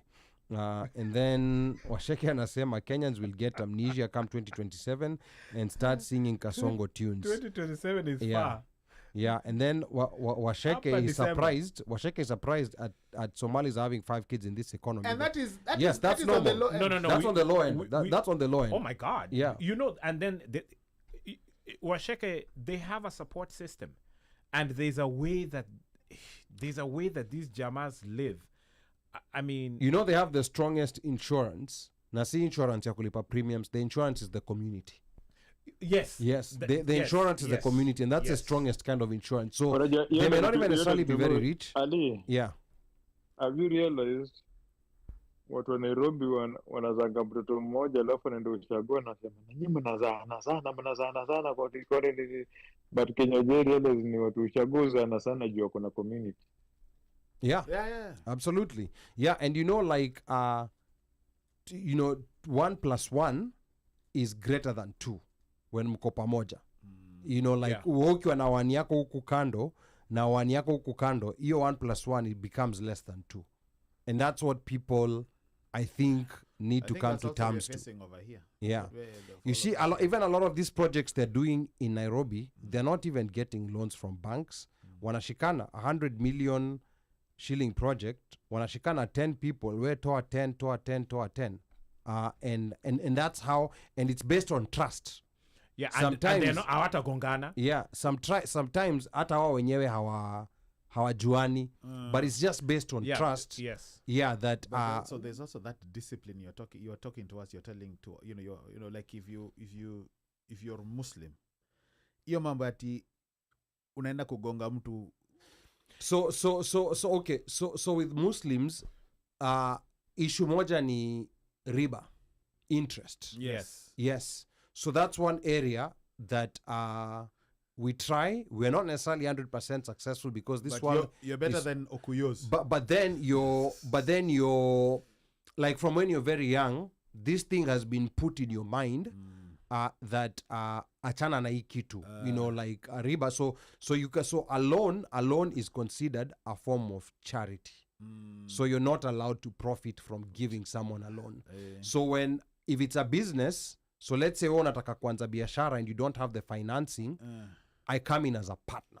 Not ati nakupatia loan alafu nakwambia nirudishie na 5% interest. So the idea is for there to be justice in the community, whereby I'm giving you the money, but then we are sharing, we have an agreement on how we're going to share. So that wealth is kind of shared. And if the business goes south, hata pia mimi, like siwe peke yako naumia.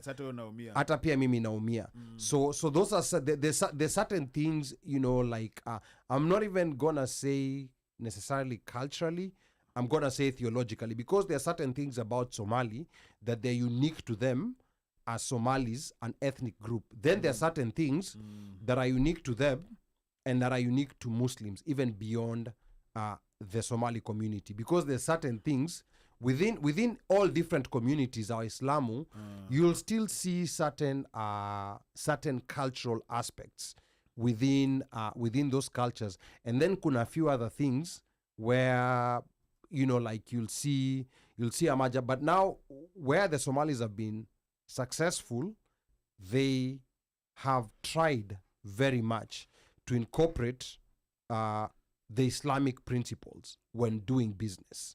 And interestingly enough, for a long time, a lot of people felt easy rules will make us uncompetitive in the modern world. But for some funny reason, out of all Muslim communities in Kenya, Somalis are the ones who've really tried to implement the Islamic economics in the way they do business. And out of all Muslim communities in Kenya, I would comfortably say they're the most successful in business. Yes. Yeah, so it has worked for them. In fact, now, like those other Muslim communities where people were saying that it will make us uncompetitive, now people are being told, look at Somalis, they're implementing these principles of profit sharing rather than interest, of avoiding, like making a profit out of giving people loans, and it's one way or another, it's working. Yeah, they don't have alcohol in their businesses.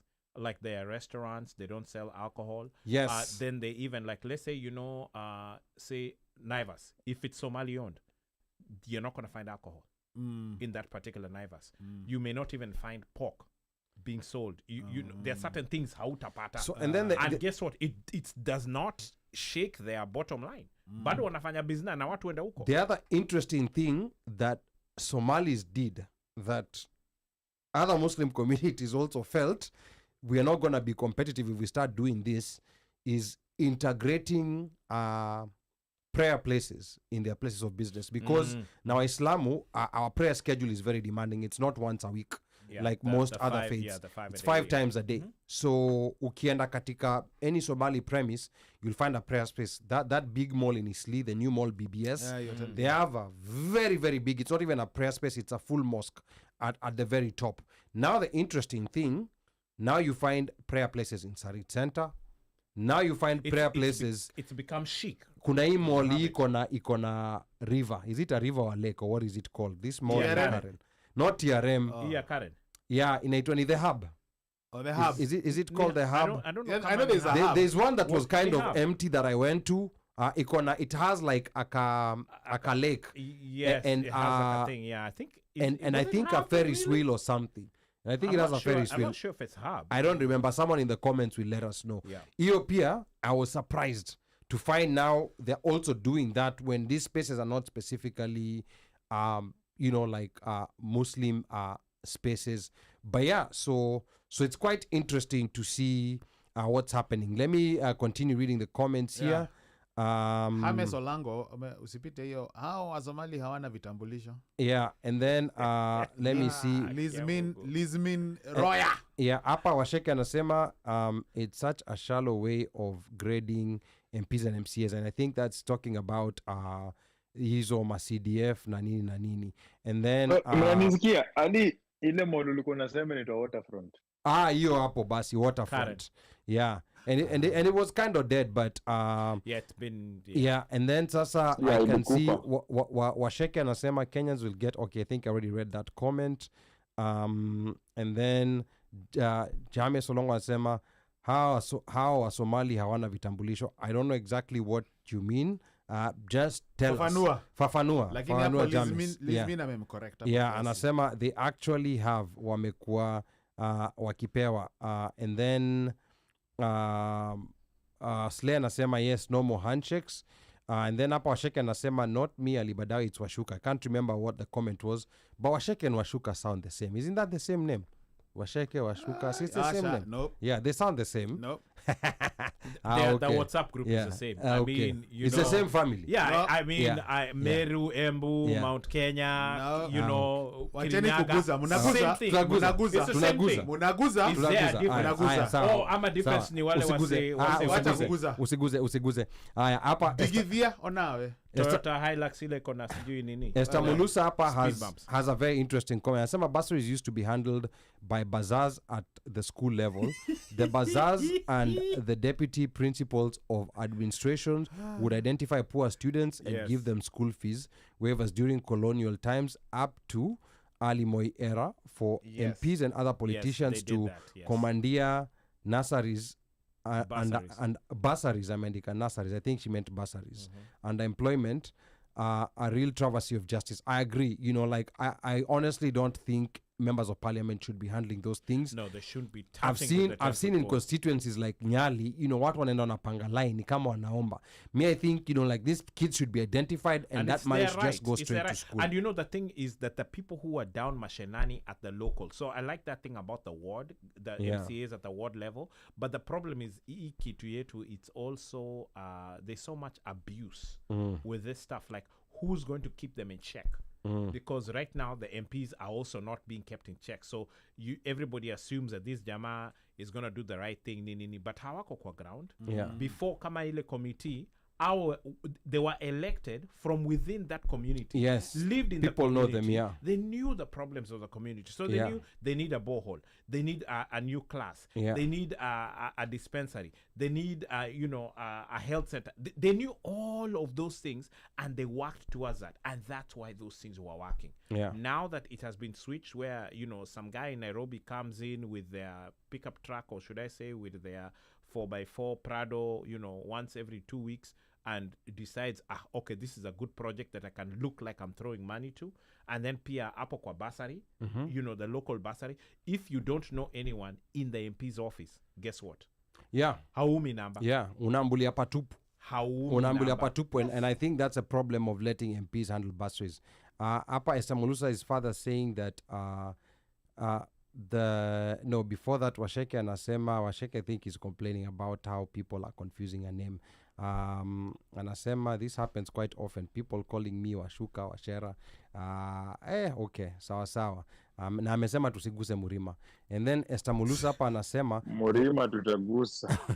The tight clan Somali culture where the extended family sticks together in business and cultural life helps them succeed just like Indians. That's very true. Correct. So I think other communities used to have this, but I'd venture to say Asians. But it's they, not only Indians, it's Asians. Asians, yeah. What I have seen here, it's Asians. And I think for us as Kenyans, we're not exposed to the other people from Asia in Kenya. Yes. But here we see them. Yeah, we see them the here. The Vietnamese, watu wanashikana. The Filipinos.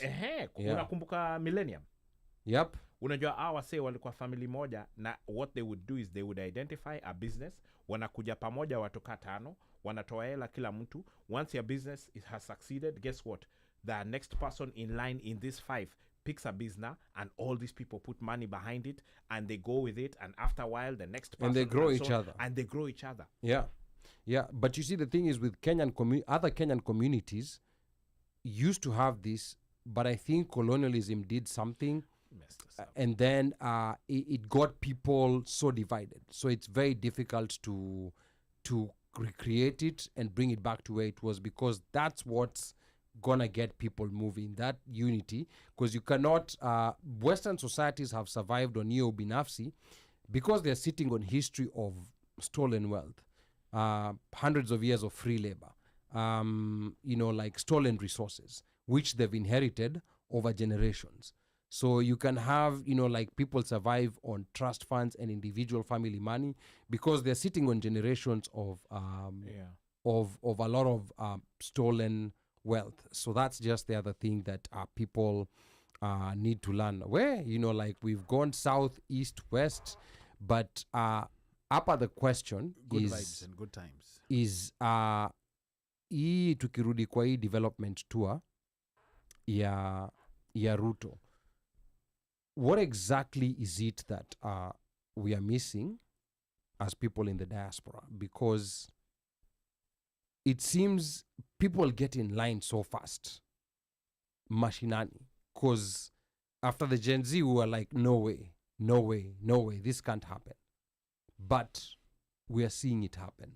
We are seeing those big political rallies. People are hungry, man.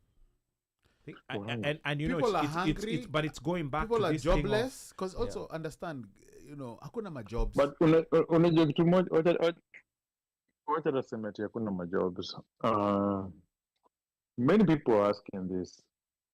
Okay, after the Gen Z maandamanos, now what? What next? Unaona, kulikuwa na hiyo vacuum, hakuna nini inajulikana. So there's been a lot of limbo. People usually, it's human nature to go back to familiar grounds, to go back to familiarity. So people might re- decide, okay, turudi pale tumezoea, but doesn't necessarily mean that they are settled kabisa. But again, it gets to a point also pia mnachoka, life has to go on. So amtashinda tu kwa maandamano mode the whole time. Kuna time utafika tu mahali maisha iendelee, watu endelee na maisha. But let's not forget some of these crowds mingi ni watu wamelipwa wameenda kwa hizo crowds. That, Yes. And then we've seen Yeah, of course, we've seen the violence that has been following those crowds, the goons who have been paid wakiibia watu kwa barabara nini. So pia kuna hiyo hapa inakam. So they might do their tours, they might talk, but this government is the gift that keeps on giving. They will shoot themselves in the toes pretty soon. not pretty soon. They've been doing that. They've been doing that multiple times. They've been doing a very good job. And So munasema December wafiki? I don't know about No, December. no, there'll be a cabinet No, reshuffle. watamaliza term yao. Watamaliza term No, yao. no, I'm saying Like, that. Okay, when I'm saying that, I'm saying sasa now our political goodwill of we are together. hawa hatujui watakosana siku gani, wanaweza kosana leo, wanaweza kosana 2026, 2027. Like Ali Watakosana said, tu at some point. Like Ali said, Raila supporters, be on standby. Okay, to ready. Just be ready. Yeah. Because Yeah. anything Get can ready, happen. Get ready. Sumwana Kalonzo pia ameanza kuenda state house huko na wanasema anahukiwa in, anaingizwa box. So anaweza feel jealous huyu amekuja. Relax. You know, the state of Kenyan politics is very sad. It is very sad because we always seem to be on the cusp of something very great, but until politics happens. And now there's going to be a cabinet reshuffle. For sure. Yeah, there will be a cabinet reshuffle because and I see Justin Muturi because checking out. Baba's men have to eat. Yes. Yeah, after his interview, Jana. Yes. Now, I feel like there's some people in ODM who are mark timing, who are not happy with what's happening. Correct. But they're mark timing because there's no IEBC. There's no way out. There's no way out There's at no the way moment out. Where because you there's go. no IEBC. Because if you resign If right you now, exit, that's you're it. out in the cold. Yes. Like who? Sifuna is one of them, for sure. Sifuna has not been comfortable Sifuna with this is one whole of them, thing. for At sure. all. Another one is Babu Owino. Because of him, he has been quiet. Babu was out a long time ago. And by the way, Babu, He was original out guy. that's a man to watch. That's a man to watch, especially when it comes to Nairobi County. Babu Owino, Sifuna, ule mluyo, ule mumias, ule mlevi. Oh, Nani? Salasia. Salasia, yeah. Salasia is out. That guy, Massive just watch him. support. That guy is one of the Massive. most brilliant politicians we'll ever encounter. Massive. Anakuanga na ujinga mob, but ule jamaa has a political brain. Like, ule jamaa in his constituency, Ground he's already floor. ensured he's going to be voted for because he's building colleges. Like he's working for his people. And him akitukanana yu tukana na base na facts za ukweli zenye anaambiana za nini. So him is secured his legacy. That is one guy people have to fear because alafu pia tu ile influence ako nayo to this younger generation because wana resonate nayo ni age yao. If you remember, there was a video that came out maybe last week.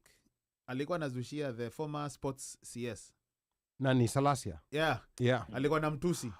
Which Like, one? is it a chaser? The guy who had been found guilty. No, not guilty. That's had the been guy who arrested. even played us up, even Vegas. Not Vegas. Yeah. I That think guy, the last- Chesa, yes, something like that that. guy. He's the one who was Nini then. Yeah. Yeah. Yeah, Rashid Chesa. Echesa. Yeah, that And- one. yeah, Walikuwa natusiana. Well, but you see, Na- but I'm in agreement with Micah. But I think I was gonna point out the taint that Babu has is that DJ Yeah. Evolve incident. Yes. Well, Yes. He does.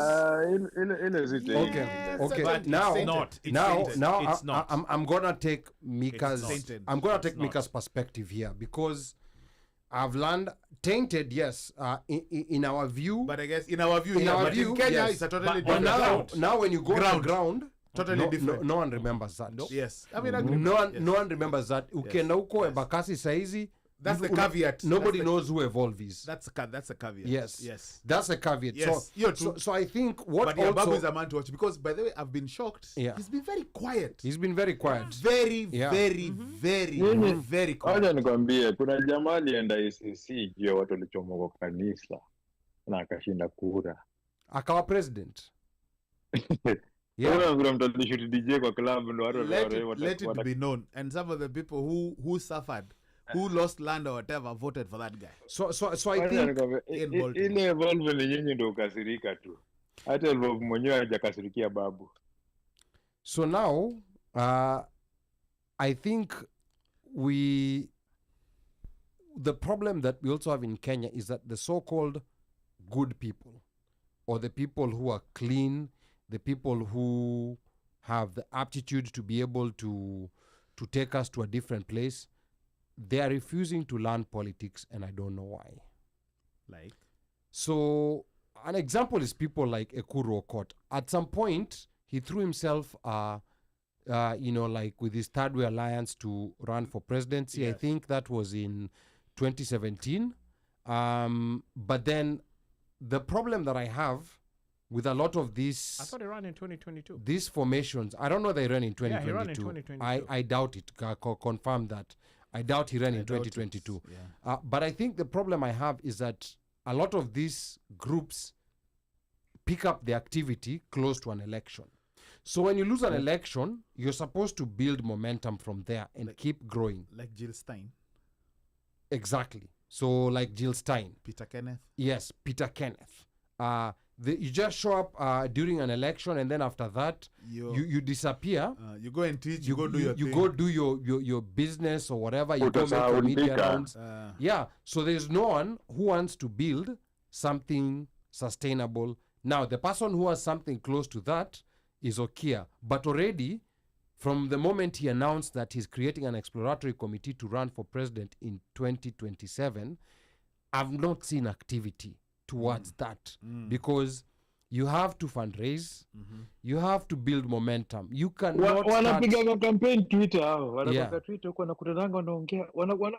They actually post photos wameenda sijui pamoja kufanya nini, but then the thing is campaign yao iko Twitter. Yeah. Like You can't win. You can't win a Kenyan election on Twitter. You need a whole machinery, even if not to win, but at least to get enough votes to demand, or rather to have a runoff. So that's a problem. People are refusing to learn politics. Ona some to kama Salasia, and me, I've learned over time to stay away from my emotions. You see, Salasia, by any average diasporan, he looks like someone who's very rough on the edges. Yes, Correct. Yeah. Yes, that's not how the Kenyan voter votes. But that's not how that's the that's ground. not how, On that's the not- ground? Yeah. Aish. That guy, apparently people from his locality, they love him. And you Muna- see, and you see, Eh, bwana you actually mpenda, see Mumias, it. eh. Yeah. You see his Mnakumbuka work. Watu wa Mumias wanampenda. Mnakumbuka Mbuvi? Yes. Mbuvi. Yes. When he was running huko in Mada. Makadara. Makadara. Yes. When he was running. Yeah. It didn't matter how he looked or whatever. No. What took our ground, us giving out our emotions, talking about how Mazeu, there's no There's seriousness, no way. there's There's career, no way. how can you this? But you see the thing is, How can he give unga? Dombolo tells us, watu mnafikiria mkiapa you have a shelter, Yes, you correct. know, you have everything. But uko umse amekuja ameletea wamama, Unga. not even that, umbrellas. Yes, Kwa it sababu was umbrellas. unajua. Yes. Yeah. Yes. The ones who are Mavijana selling. mavijana wa yes. kuosha magari wanaletewa maji fresh. What's gonna make those people Not vote what. for Jimmy So Wanjigi I Yes. think instead of Sonko? I I'm just think giving an example. I think there's a very big disconnect, and we need to figure out a way of narrowing that disconnection or repairing that disconnection between those of us in the diaspora, for example, and even people in Kenya within a certain class. Unaona Nairobi, unasikia Nairobi is over 65%. They live in informal settlements. Yes. But you could be someone who's living in Nairobi and you don't even know one person who lives in an informal settlement. Yes. But then you think that you know the issues, Like you in know Nairobi, yeah. what people should vote for. Then when elections happen, unashanga, how come people voted for X and Y? I think the first rule in the diaspora, for us in the diaspora, should be we have a blank slate when it comes to Kenyan politics. And by that I mean, do not attempt to associate politically or infrastructure what that happens here and try to associate that with the 254. It's totally different. Thank you. Because once you disconnect from that, you like, it's like, if you code switch, Yeah. if we are able to politically code switch, then we'll know, okay, sawa. Because when we look, it's funny, put it this way. When you're here, unakuja kwa stop sign, what do you usually do? Unakum You slowly, unaangalia, una make sure, Yeah. traffic light, unafanya nini? You stop. Una stop. Kama you're giving way to somebody, you give way, if it's a cop, because even cops, you're like, hey, let me go speed limit or whatever. Ukiingia hiyo ndege, when you land in Kenya at midday, umekuja kuchukuliwa na brother yako, kazini yako, nini, and you get on that wheel, what are you going to do? Are you going to drive the way you drive over here? Hey, me kwanza hata in Kenya, I don't even drive. Me, Oh, you're chauffeured around. Well, excuse me. Omosh. I don't drive in Kenya. Oh, I don't drive. Allah? Yeah. So, okay, me, I'll You're drive. the one, you drive me So in me, Kenya. I drive. Yes. Yes, Yeah. I'll drive. One of these So guess German what? is driving in Kenya. Where? I have to even kanyaga brakes. So it's like that's what we need to happen, because it's like we have to first decide, trying to We have to compare. stop. We have to stop going with this savior mentality. Thank you. That's a big mistake. A lot of people in the diaspora, they start Neo. prescribing solutions, yet you've not lived there for 25 years. 100%. Here we go. We talk about white people, but diasporans wako nayo tabia sana. Yes. And you know where I see this a lot, and I'm sorry if you engage in this activity, but this is now me listening to people on the ground. So unaenda, like you go back to your village, and this especially is notorious kwanza in villages. You go back to your village, you've not lived there for 25 years. You go back to the primary school that ulisoma, and then you pitia a supermarket that's close by, then you buy 200 karatasi brand exercise or kasuku exercise books. You go in the middle of a school day, hata ujatangaza, unakuja na hizo mabag, and then you want everything to stop. Then unataka ma photo ops of you supplying exercise books. You did not even go and ask the head teacher, what are the most pressing problems in the school that I can help with? But you decided exercise books. But they need exercise books. But who told you that? Who told you they need Who that? told you they need exercise So books? we know they use No. Where? Who told you they need Where? exercise books? Okay, fine. I'll Yeah. come with 2H So pencils. hiyo hapo ama ati or is it Stedler 3B? ama hiyo hapo ati 2B. yeah ati we went 2B, and yeah, 2B. you have to ask them what their priorities are. Yeah. Umesema hivi, unasema okay, wacha niwapeleke food, unaenda unabeba unga ya chapo na sijui nini. And the thing is, you take them stuff they can't store, or they can't cook, or they can't use. There you go. And like the thing is, it's true what they said.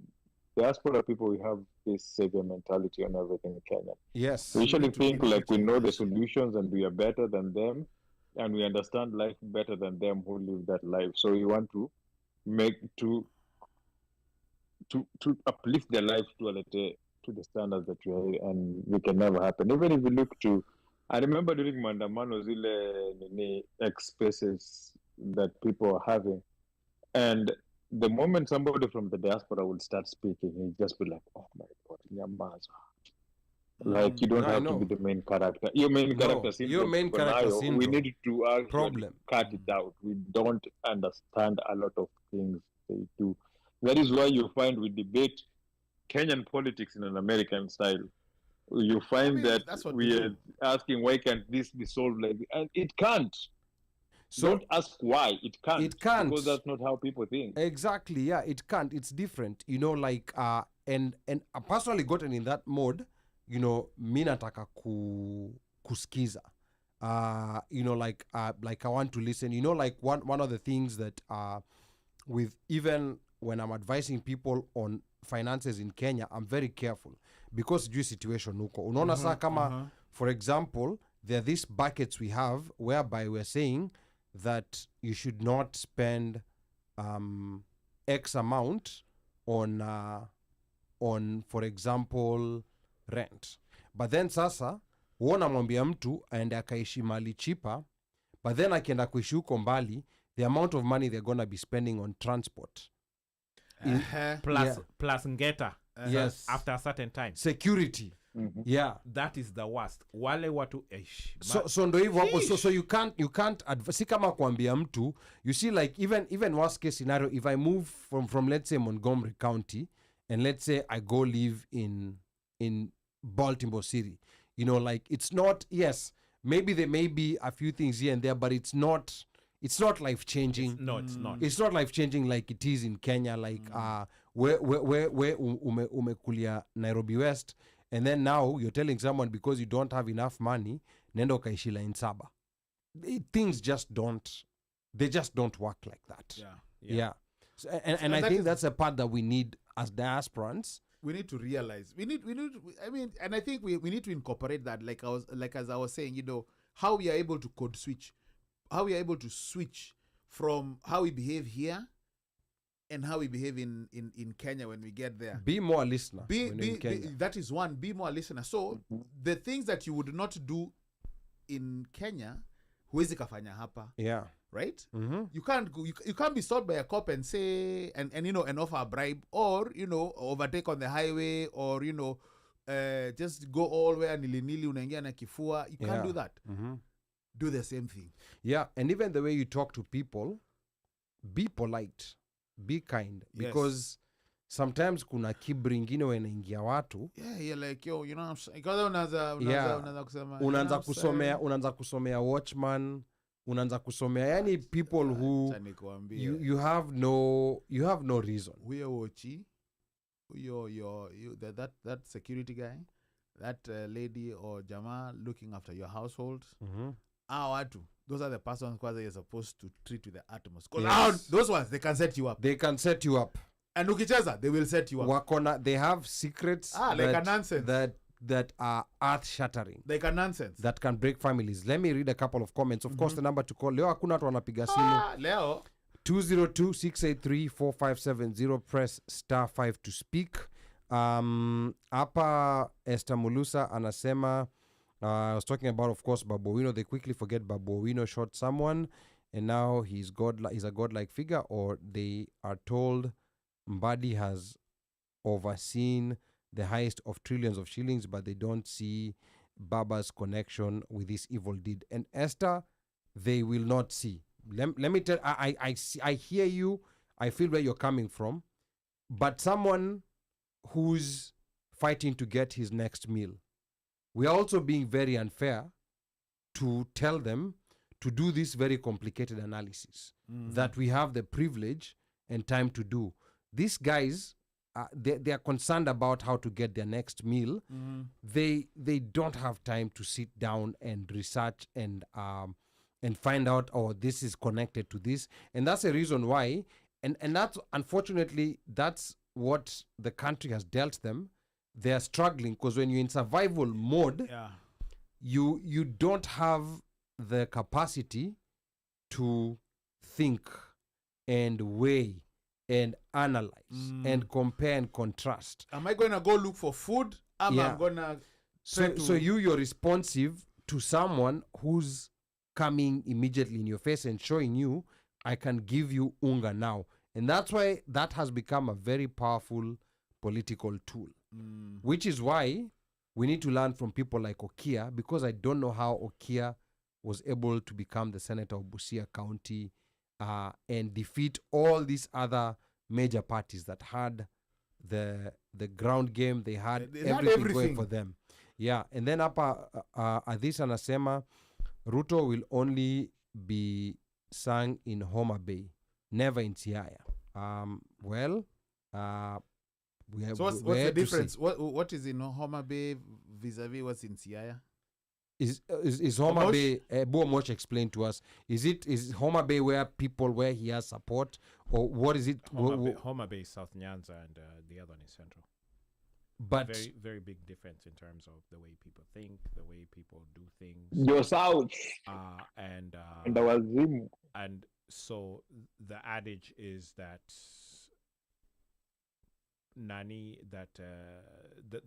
the Ruto, I guess the Ruto bus or train will be more accepted in South Nyanza than it is in Central or that So Siaya. South Central. Nyanza is Homa So Bay. Central, you're talking about Siaya.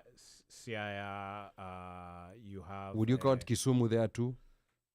Kisumu is in between. In between. Kisumu is in between. Kisumu but is most more times- central actually but than it's Siaya. more central than Siaya. However, Kisumu they don't necessarily. They are very interesting guys. I think they are Baba through and through. So I don't think Kisumu they, wale ni watu wa I don't baba, think wale they hawezi change pia. either way. Yeah. So then they are not. So But Siaya, Baba. ndio sasa unapata wase wanasema sisi ni intellectual, sisi tunafanya vitu a little bit different, and that's why this is saying that in terms of our sewa Siaya. And so the adage is like kina Omosh or tuseme watu wa huko down South Nyanza au ndio wataingia kwa hiyo train. Yeah. Unaona juu ya vile So South Nyanza is Homa Bay. Homa Bay. So Ruto will only be sung in Homa Bay, never in Siaya. That's what she is saying. What That's about the adage. Migori? Migori iko. Migori is Migori is south. more south. Is more Migori south. is Because more it's the south, Kisii. yeah. Yes, Okay. Migori is Yeah. more south. Yeah. Okay. So It, again. so it's- Baba will have trouble selling Ruto but in. is funnily enough, Siaya sasa si hiyo ni home ground ya Baba.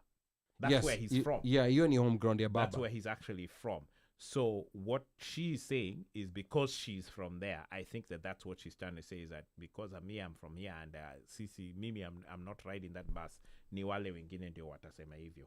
But kusema ukweli, when you come to Luo Nyanza vile umesema, they normally are a block. They don't split like that. No. Wale wase waga wanapiga split decision, waga wase wakina Micah, hiyo area, and then wakisi inategemea. Yeah. Those are the ones. No, lakini pia watu wa South Nyanza wapigangi 6 No, piece kura. okay, but Mika, for that president. for that for that presidential area, normally It's waga- solid. It's always solid. Yeah. It's No, hiyo ni sold, hiyo yote Yeah. ni sold. yes. Yeah. Hapa kwa now the local, that's The where local they can. They But can then do. unajua Ooh, that one is Unajua guys have Raila- changed. Guys have changed. Yes, go ahead. even though guys have changed, Raila still has a huge stronghold ukiangalia kutoka hata hiyo side za nini kunaitwaje huko Kisii bado he's still going to have a strong hold over there than Ruto. And then ukiangalia side ya Western akikuja side ya Busia huku Busia naye that's Raila stronghold hiyo na siri wale ni watu wa Raila kabisa wale like hiyo sisi kwetu si na Wajaluo sisi ni neighbors tumeishi pamoja na like Laini ni moja. You're right, laini ni moja. yeah hiyo ni stronghold ya kabisa hiyo hata ina nini. So the only places unapatanga kuna shida in Western where they're not fully ni sides za Bungoma huko kwa Kinaweta na huku kwa Maragoli huku juu kwa kina Vihiga. Mudavadi Vihiga huku Yeah, huku juu. those jamas bana. In fact, you Hao don't know ndo which way they're going. ndo never wanafuatanga watu wao kaa kondoa mali yao kazi bure. Hao ndo never fuata know. kazi bure kaa kondoa Never hivyo. know. Okay. Yeah. So the thing is, what this is totally saying is true. Yes, he will sing, but then the one thing is that the way these guys punish Raila is they don't vote for Raila's minions huku chini. Wow, that's interesting. To So wanapatianga Raila kura, but then huku chini wanamnyorosha. Watu wamenominate watu ati sijui wana votingi. Okay. And that is where sometimes unapataka kuna kachinka kuingia Nyanza cause ule mtu mwenye walipatia huku kando kama wakusikizana na Raila vizuri, watu kaki na Tuju will come from there. Sasa unaona wanaenda wanawaka na gava huku, ndio Uju alipigiwa kura kupanisha Raila. Okay, aya. That's Hapa Esther Mulusa father says I don't think we should be in a permanent campaign mode. There should be a window for politicking and getting work. Okay. That's and then hapa James Hames Olongo anasema Third Way Alliance ni party ndogo. Lazima uungane na party kubwa halafu you work from inside, otherwise watu kama ukot siasa yao itaisha kwa Twitter na kadhalika. And then Esther Mulusa anasema hapana, Kenyans in torn slippers should stop following these looters. Their lives must change along with the politicians. Okay? And you know, it's nice for Esther to say that this goes back to what you were saying about sisi watu wa diaspora na vile si uangalia vitu. Yeah. When you're hungry, man, you remember huu ndio mtu anakutoa kwa hizo torn slippers zile unapiga kiraka na ile kiraka ya leather unapelekea oduoria kushone. It's different. The one thing about people is that when you go to Kenya, kaa chini usikie tu vile watu wanaongea. Usikie like unasikia na madharawati ile kwa judge ama nini. Unasikia. Just be attentive. Kenya anakuambia hiyo ndo life yake. Yeah. Kabisa. Hiyo ndo life yake. So ukimsikia unamunderstand. Pia nilikuwa na kama na hiyo madharau nini. Ilifika mahali whereby I've come to realize squeezy you meet a man where he is. Hakuna kitu ingine hapo, pali yuko ndo pali yuko, hana any other thing, anajua like akupimia kuenjoy akufanyia nini. And then na the moment utakamu mwelewe from your perspective. Kumbuka Kenya, there's very high unemployment. This is another thing that I think we don't have very high a perception of. There's very, very high unemployment, and this is even amongst people who've graduated. I think it's even worse. Yes, there's a very high level of unemployment. So sometimes una judge watu ati mbona mfanyi kitu, you know, like, or you could do this. Yeah, but ali unajua nimekumbuka nini? Unajua bro, ulikuwa na complain unasema ati mbona waswahili bwana ulizo unaenda wapi kila swala kupigia simu na kuuliza. Mazeni nikakwambia nini nikakwambia nini, tulia. Akuulizi kwa ubaya, anakuuliza cause labda pale unaenda na mtu wa karauti yake ya kwenda home. Yeah. Na unampeleka mbali na juu vile atarudi. So like once you understand why Yes. you come to understand, like au kasirikio ikianza kukupigia. Mimi mazeni nilitukanwa mpaka nikacheka na mtu wa Uber, you know, like uliuliza? No, kwa hiyo aliniuliza kwa text. Kwa simu, Yeah, aliniuliza kwa text unaenda wapi? Saa mimi nikamjibu, nikamwambia mimi nisha request. Wewe sema kama unakuja ama ukuji. Huyo jamaa akaniambia, we kwanza you sound like someone who doesn't use Ubers. Unajua by the way Kenya it's kind of like kuna hierarchy kwa hizi apps. Yes, correct. Ati kama ni mtu wa Uber, Uber is slightly more expensive. Correct. So I think anasema we you don't even sound like an Uber person. Yes. Akaniandikia vitu zingine. Yes. Nikakubali tu, nikajua hapa this is swali mtu akikuuliza wewe mwambie tu. But also, you know, the other thing about it is also the way the app works in Kenya is different from how it works. It's different from the way it works here. Here the driver is told everything. They don't see that stuff ahead of time. I don't know why Uber doesn't give them that information. And they do it on purpose so that the thought behind it was that these jamas should not be refusing. They should not be refusing rides. Yeah, wasikate ride, alafu pia it's a security thing. Like unajua kama ni kukupangia kasi jipa ndio unaenda, siwezi kupangia. Correct. But how is it and maybe now I'm getting into that trap, because here in the US it used to be like that kitambo. Yes. Where they would not show you the destination, but now they're showing you everything. They're showing you in fact when kwa sababu inapatia rider njia. Kumbuka huko America riders drivers ndo walikuwa na kwa jumped. So I think with unaona hapa driver akipatiwa address hapatiwi the full address, anapatiwa tuseme kama Powder Mill Road. Yes. But when passenger anaingia, Then it's ndo when una the start full- the strip. full- That's where the it full reveals the thing. full address. Yes. But then you know it's Powder Mill Road, Beltsville, Maryland. Yes. Yeah. But and then after Usham drop off, your address in a disappear. You will only be able to see Powder Mill after that. But in Kenya, it's blank.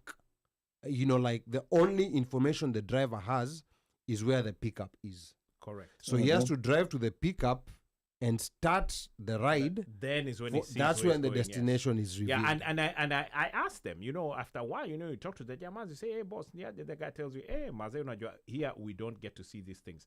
And then also, ile security feature, unajua ikona, Or I ile don't- truck.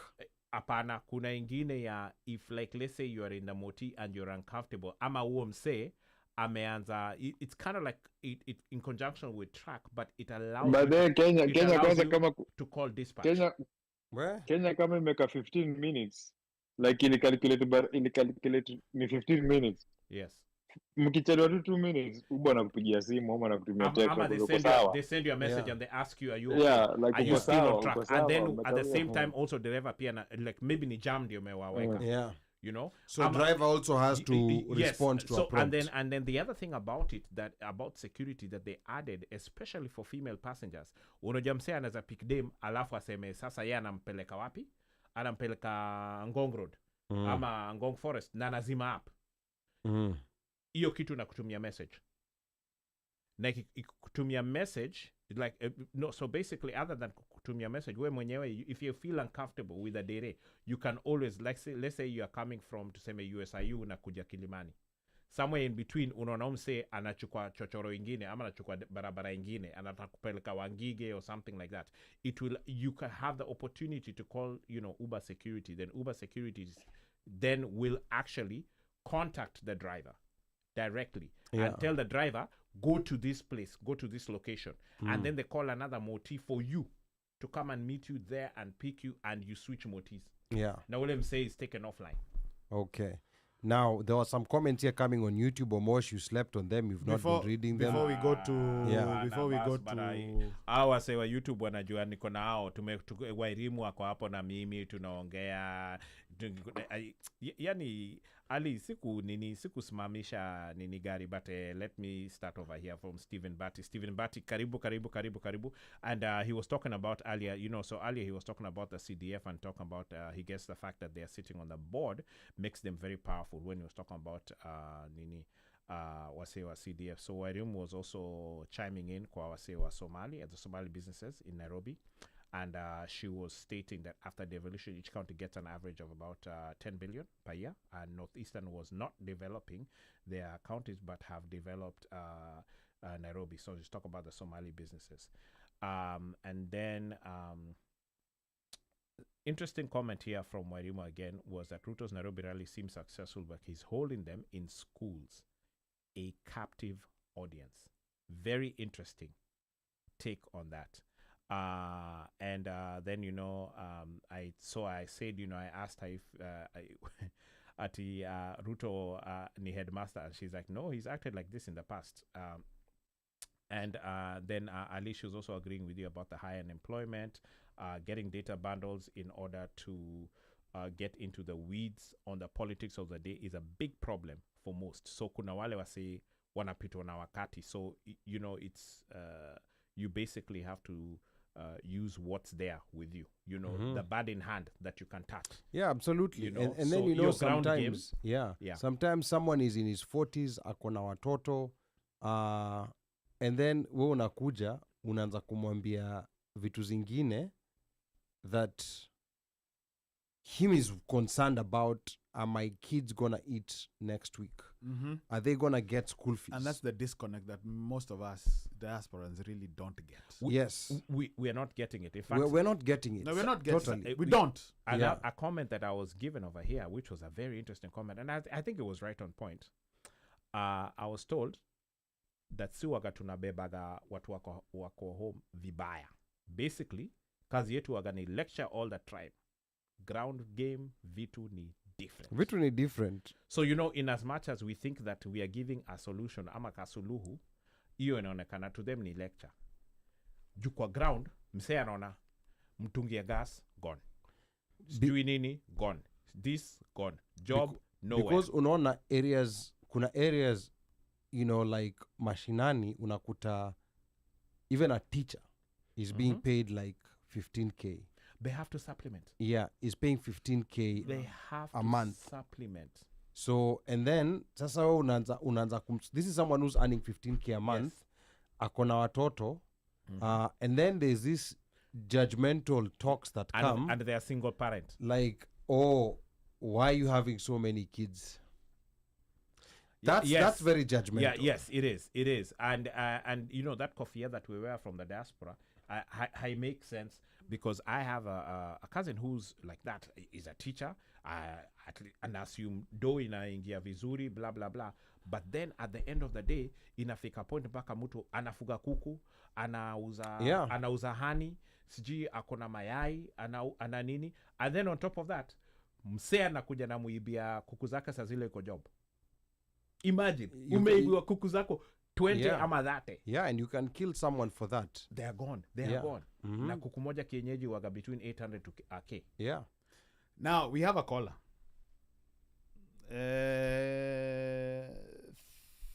Thank you for calling the OneMic show 0574. Tafadhali tell us your name and where you're calling from. Welcome to the OneMic show. Producer, I'm calling from here. Hey, mbona Mr. Producer is sounding like he's in... you got chini ya maji, we can't hear you. Yeah, man. All right, so... Huyu hajakula. Mambo mawili hapo kidogo. Nafikiri kwanza the all show nimesikiliza tangu mwanzo. I think the closest image ambayo imepaint kwangu ni ile image ya movie ya The Gods Must Be Crazy. Unajua?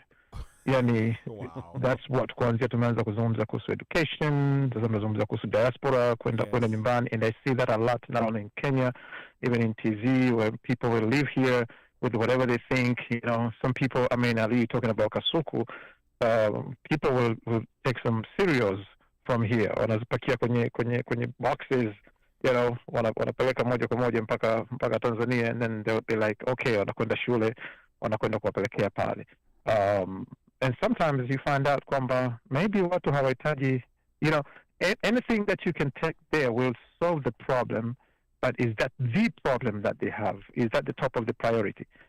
Unakuta mtu anapeleka vitabu au madaftari, I don't know, anapeleka 1,000 exercise books. Yes, they look good. Kwa mtoto wa kule ushago, you know, they make him look like somebody ambaye wanamuona kwenye akiwa Nairobi. Lakini you may find out kwamba kumbe ni mlango wa choo hawana, au choo kimejaa, unahitaji tu gari ya kwenda kunyonya pale, au ni madawati mawili matatu, au ni ubao, au ni chaki, something that they can all utilize tena kwa muda mrefu. So hiyo imekuwa big issue katika diaspora, na tunarudi pale kwamba elimu, kuna kupata elimu na kuelimika, na hivi ni vitu viwili tofauti. Sawa? Kupata elimu na kuelimika, na kuna kuelimika na kustaarabika, na hivi pia ni vitu viwili tofauti. So changamoto tulionayo ni kwamba watu wanapata elimu kwa maana kwamba wanaondoa ujinga mmoja na kuweka mwingine, lakini hauendani na matatizo yanayowazunguka. Yani hautatui tatizo lililopo. You know, mimi kila mwaka when I go home wanakwenda na pamoja na mambo mengine, lakini wanakwenda natembelea sehemu mbili I never miss, ni schools, especially high school, ambao ni kwenda na vyuo vya uandishi wa habari. Na wasiendi na kitu, kwa sababu most of the time what they want ni kupata mtu wa kuwaonyesha njia. Sawa? Na hivi tunavyozungumza wako watu wengi ambao tayari wako kwenye medias nyingine ambazo all they needed was just connection. Yani all I needed is just kuonyesha, if you can do this and prove this to me, mimi nitako hook up na Salim Kikeke. Na sasa hivi mtu anafanya kazi Azam, sasa hivi kuna mtu anafanya kazi Crown Media, sasa hivi kuna mtu anafanya kitu ambacho nisingeweza kuwapatia kwa namna ya nini, ya pesa. Lakini watu wakiondoka huko za diaspora, anakuwa na kitu ambacho kinaweza kikawa I don't want to say tangible, lakini zile photo op zile, unajua. Photo ops, so, yes. Hiyo ni changamoto. Yes. Na changamoto nyingine ni kukuta sisi tuna define vipi maisha ya watu, na nitakupa mfano kwamba ukienda ukawachunguza Wahadzabe, probably they are the happiest people in TZ. Ukiwachunguza wanavyoishi maisha yao. Wahadzabe ndo wale wanaishi porini. Wao hadzana Yes. dola anaishi Ukiwa porini. compare wale bado wanafanya hunting and gathering. Yes. The moment you start comparing their life na mtu wa Dar es Salaam, New York, Nairobi, then utasema wale watu ni waporipori, hawana maisha mazuri, but they're probably the happiest. Kuna ukiangalia documentary zao, how they live, how natural life wanaishi, jinsi wanavyokabiliana na sumu na chakula na nini na kila kitu. Maisha yao yako okay. It's until when we start measuring their life kucompare na maisha ya watu wengine. Na hiyo ndio changamoto ambayo diaspora wako nayo. Kama unaondoka huku tena sio practically, just theoretically unachukua fikra za huku alafu unazihamishia kule ambako haiwezi kufanyika. Amezungumza hapa Omosh, unajua mwisho mpoto alipata kusema majanga yanapozidi mioyo ya watu huota kutu. Yaani inafikia stage mtu hana maji, wewe unamwambia kwamba msimpigie huyo kura ambaye ameleta maji, unajua nitafanya hivi na hivi na hivi, lakini anahitaji maji. Kuna mtoto anakufa pale, hana dawa, wewe kamletea kiasi fulani, hana kanga, hana nini, hana gas. Kwa hiyo inabidi kwanza tuwaelewe, kwa sababu bila kuelewa will not help wale watu. Na ndio maana nilikuwa nataka kusema kwamba diaspora wengi wamepata elimu. Changamoto ni kwamba elimu walioipata haijawaelimisha kuhusu mazingira ya nyumbani. Tunarudi kule kwenye mathematics. All right, have a nice show. Asante sana. Then he took us back to mathematics. That was a way for him. No. He's the same guy who was saying that he has never used cosine and he has never used ameturudisha mathematics. No. Tunarudi kule ndiko asili. Omosh. Wewe wakati tunajifunza kutembea, nani alikufundisha kwamba kama kuna mteremko usinamie mbele utadondoka? That was natural mathematics tulipewa, hizo cosine na angle na nini na vyote hivyo vilikuwa humo. Hayo mambo mengine hapana, mtajua mtapenda. Hakuna Shida hapa ni Mrs. Patel na could not. umeongea Kiswahili aje No, Mrs. Patel. Nakumbuka ilikuwa magharibi kaskazini. What was it last week? No, ilikuwa ni pwani, walikuwa nasema ni coast magharibi. Coast magharibi, lakini I think it was pwani ya nini. Ilikuwa ni pwani magharibi. Coast magharibi. Yeah. Ukasema no, mimi nilikuwa nasema Tanzania hakuna pwani ya magharibi. Yeah. Lakini Sando, I think Omosh alikuwa anauliza kama kulikuwa magharibi. Magharibi is west. That's what he was asking. Yeah. Yes, that's what I was asking. If it's west. Yeah, magharibi is west. Yes. No, I know it is, but it's anyway. Haya. No, he said magharibi is south. No. Yeah. Haya, we have another caller. Thank you Bandit. And it's even recorded. 0951. Thank you for calling the OneMic show. 0951, name and where you're calling from. Welcome to the OneMic show. Hello. Welcome to the yes. OneMic show. Tell us your name and where you're calling from first. Steven JJ, Dallas, Texas. Talk to us JJ. Ulirecover kwa ile kanzu nilikupiga. Unajua hiyo kanzu mazee. Nilipiga hata wewe alipigwa nkachobo. Hata wewe. Lakini mazee mi kanzu afadhali nishike handi. Iwe pena. Siwezi kubali. Hiyo sikubali. Bas mazee nimebidi nipige show tena as per usual. Tuko pamoja OneMic leo na mwanako kwa deck mbaya. And by the way Steve, unajua tulicharaza lenyanya rugby. Carry on. Sorry, maliza, endelea. Yo sijaona. Unajua kuna boy wangu lenyanya. Okay, sawa. But even though itwa sawa. Sijaona but lem. Yeah. Lenyanya but ni sawa. Carry on. Kwa Steve pewe ni mtu wa Kangemi Boys Boarding High School. Kuna mtu so hai. Okay. Say hockey. Yes, kuna boy wangu anaitwa Msioni by the way Ali. He actually called today. He's the lenyanya guy as you. Alinipigia hapa awali ile, lakini mazee nimekuwa nikisikia show. Mazee show iko chonjo as per usual. Nataka kugusia tu 1-2 mazee ni gote waseni mwana mtu wetu OneMic ako kwa Dex. Yes, nimerudi. Asante OneMic. Briefly. Ulikuwa briefly. Wewe acha. Rudi tu kama kawaida. Mi tu pia tu sina mambo mingi. Ni tu kugotea kila mtu. Hiyo poa. Salamu zangu. Safi sana. Na mazee mko true as per usual. Okay. Bandio tumange flyer mapema. Wow. Utafanya bandio apige. Wow. Sawa, bandio amepokea message. Amepokea ujumbe. Wata kuingilia bandio ingili wangu, wata muingilie. Usiingilie super producer. Other than that, mazee OmoshFaya. Yes sir. You. Asante sana. Poa sana. OneMic, Tonjo, Ali Badawy. Micah. Tuongea na yeye kando. Sawa JJ. Asante JJ, shukran. Yeah, hiyo tu maze. Shukran maze. Maze. Pamoja maze magais. Poa. Yeah, na hapa Esther Mulusa alikuwa anasema diasporans are often overrated. Some Kenyans are doing way better than us, which is true. Correct. Absolutely. These rich Kenyans even exploit us because we posture like we have money to throw around. And you see, that's the other thing about you are the last party in what diaspora is that there are some people who have this habit of trying to show they have money. I don't think it's the majority, it's a minority, but they tend to be very loud and they tend to be amplified. So watu wawili watatu wakifanya hivyo, mnaanza kuambiwa diasporans, hii ndio tabia mnaleta. But then diasporans hatuna pesa, tunasugua wanyanya huko kuwaosha. Yeah, but there's certain bad behaviors that people take back home. But I think pia ni muhimu, especially if we've not been in Kenya for a long time. Wajua that those of us who regularly go, so at least hata na hiyo regularly going, you're always seeing new stuff. It's still not enough. Things change so quickly. Yes. Okay, I think we may have a caller, but I don't know. There's something that is not showing up on this where, where there's a hand. Yeah. So it's not Ama ni mtu ayuko sure.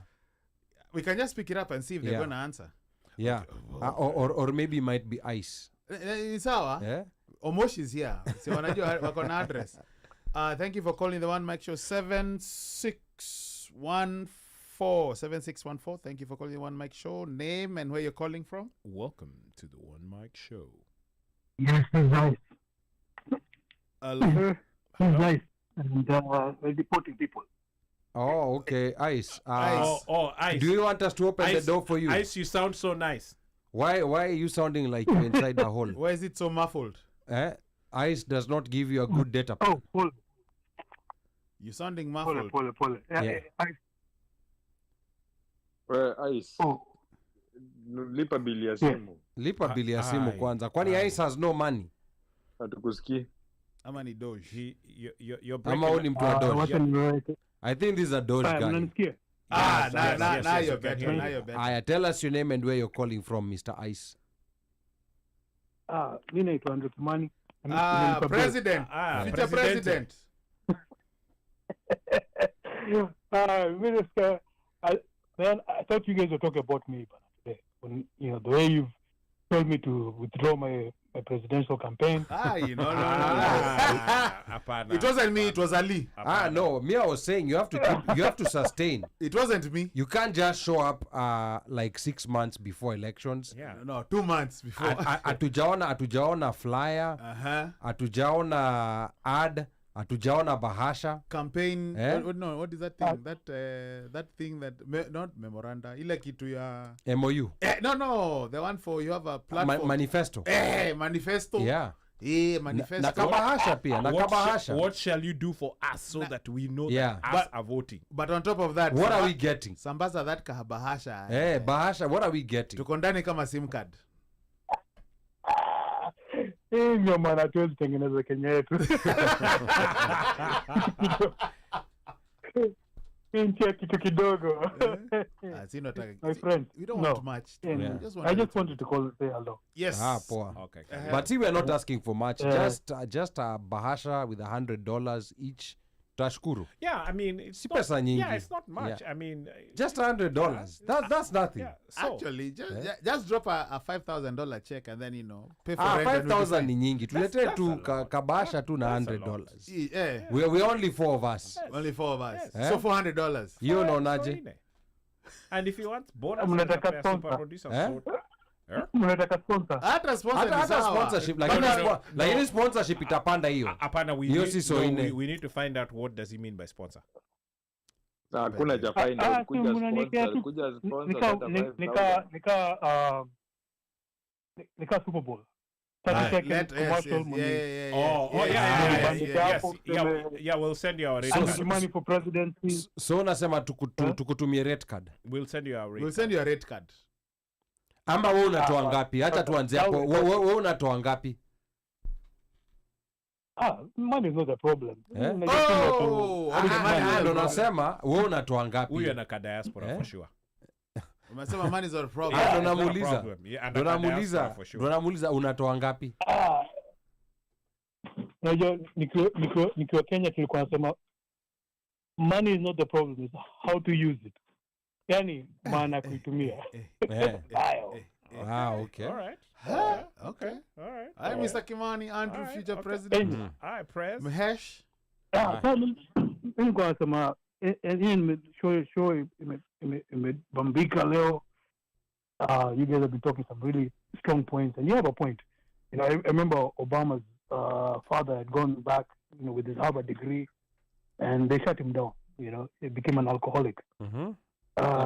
Converting Kenyans' minds is not easy. It's not. You know, we have great ideas. You go there, we'll tell them, but like all the guys have been saying, even Stephen JJ and Omosh, things are different on the ground. Lakini we cannot stop and see our brothers failing and not say something. You know, give them an idea.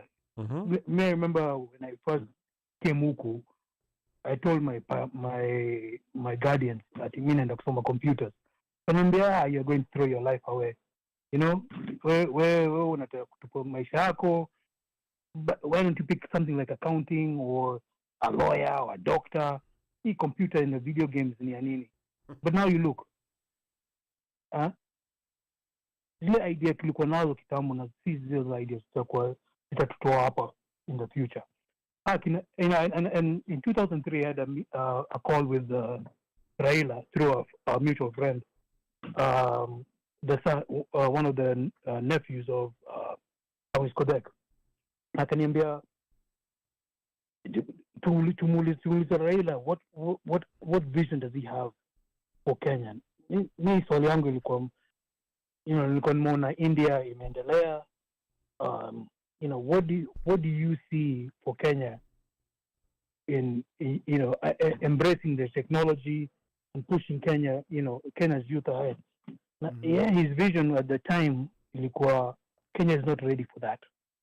Naona na yet tunaona sasa watu wetu wanatengeneza makompyuta, digital age imeingia, we just need an opportunity. So yes, we can't tell Kenyans what to do, but at the same time tulikam huku ndio tuone what's possible, so that we can go and correct ourselves. We still maintain the culture, but we have to correct some of the things that we know. Okay, here our grandparents told us the wrong thing. Here, our parents are, they're advising us right. Please tell me tutupe mila zetu zote. Lakini when we see kina Ruto wanatuharibia, and they're using old tactics that, I was talking to my nephew, and my nephew doesn't remember juu hakuwa time ya Moi. He doesn't remember Moi's strategy. May I remember the playbook Ruto is using now is the same playbook that he used against Matiba, that Moi used against Matiba. And Ruto himself was Y2K. So, they're not fools. These are political elites. These are people who are entrenched in the government. They know exactly what they're doing, and they're protecting their property. Naona, wale watu vote, Embakasi na 700,000 people. That's the electorate. Lakini Embakasi haina any ya kuprotect. Karen ndio na protect. Ruto leo ametangaza pipe imetoka sijui wapi Kiambu naelekea Karen. Why Karen? Mbona imesimama Karen? alafu aka-insist na ikapitia Lang'ata, but maji imepita Lang'ata miaka mingi sana, na mi watu mara ngapi tulikuwa naenda kuchota maji kwa mtaro. We can't allow this to happen. Me, the only reason I'm emotional about this is because I can't pass away and I let this go on to the next generation and the next generation. We have to say something when it's wrong. Hiyo tu. Na sasa kura kwa hapo naweza pata kura kwa na bahasha kwa mse wa mada hapo. Okay, asante sana. Wewe Andrew, kama hapo wewe ni mse wa Bolti man, lazima tu link up, lakini tutaongea hapo side bar. You know, on mic najua tumetoana kitambo. Unajua, you don't know, but one time you saved my life. Wakati Patch na Saints walikuwa wanacheza. Patch walikuwa wanataka kuvunja mse mmoja aitwa Mayaka. Yuko namkumbuka. Maremo. Side bar. Wow. Tumbali. Wow. Sasa wewe ulikuwa wapi? Ulikuwa Patch ama ulikuwa Saints? Mimi nilikuwa Babi bana. Mimi ni wa Saints. Saints. Saints ulikuwa huko mwaka gani? Ama utakuwa na reveal age? Ali ulikuwa 1 year ahead of me. Jika unajua na name drop sana. Ulikuwa mwaka mmoja mbele yangu. Okay, sawa. Ali alikuwa daro moja na Lupita. Lupita actually alikuwa was a class behind me. Lupita was a class behind. Ahead of you. Miaka mob sana. Yeah. Nilikuwa Jeff alikuwa head boy. Si ndo nashangaa hapa. Hapo nashangaa hiyo hesabu yako. Mimi na Ali tulienda shule tumsema, wengine ni wakokwe bana. Side bar. Inajua nini? Badala kucheza politics ya tribes, afadhali tucheze politics ya machuo. Hiyo kweli hiyo. Hiyo kweli. Like tuwase based on tuongani alienda. So alliance. Wengine wase wa Starehe, wengine wase wa Patch. Kuliko hii ni lakini hapo wase wa Patch wata lose every time. So hiyo itakuwa problem. They wata lose every day. But hiyo ni sawa tu. No comment. It gets old bana. No. For them it's career. It's mazee wase wa Cambridge, sijui wase wapi. Sawa Andrew, asante mazee. Asante Mike. Thanks. Shukran mazee. Yeah, of course the number to call is 2026834570. Press *5 to speak. Mazee, hii topic ya hawa kina Ruto, it's constantly on people's heads, and it's because they constantly just keep doing stuff to agitate people. And like Omosh was saying last week, tupende tusipende, we are affected. Yes, we are. Every which way. Kwanza vile huu jamaa amepanga vitu hapa at WH 1600 pen. Boss, you look left, affected. You look right, affected. You look mbele, affected. And that one has been doubled. Quadrupled. Alafu plus hour sewa mayai, sijui kuna mtu alienda ka poison nini farm moja. Now we are here suffering. Yes. You can't even eat 2 mayais without looking at the price of a box. Saisi cow 12 zinaenda 8 bob. Saskia. Surely. So no matter what. Mwaka na feature ka nini kwa because tunajua kwa na stash. I no move because I have to hide them. Because when you look at it from my mom is in Kenya. There's also this Shiv, Shafashi, Taifa Care, whatever. It is matope madhoko. Then you mlisikile ile story ule kale katoi. Sijui the bill was 1 million and something, but Sha only pays you 23 K or something like that. But you see, even when they brought this new dispensation of this healthcare thing, even the amounts paid out and for what areas where they were paying, they stopped. So whereas things that were covered by NIF, which is what Jamas at home call it, right? Instead of NHIF, I don't answer. But what NIF was covering was no longer being covered under Shashif. It's almost like somebody went down a playbook and said, okay, what are the most common things that people are asking for? Okay, hizo kata zote. Yes. Then the ones that they're not asking for isn't you tutalipa. So then who have you helped?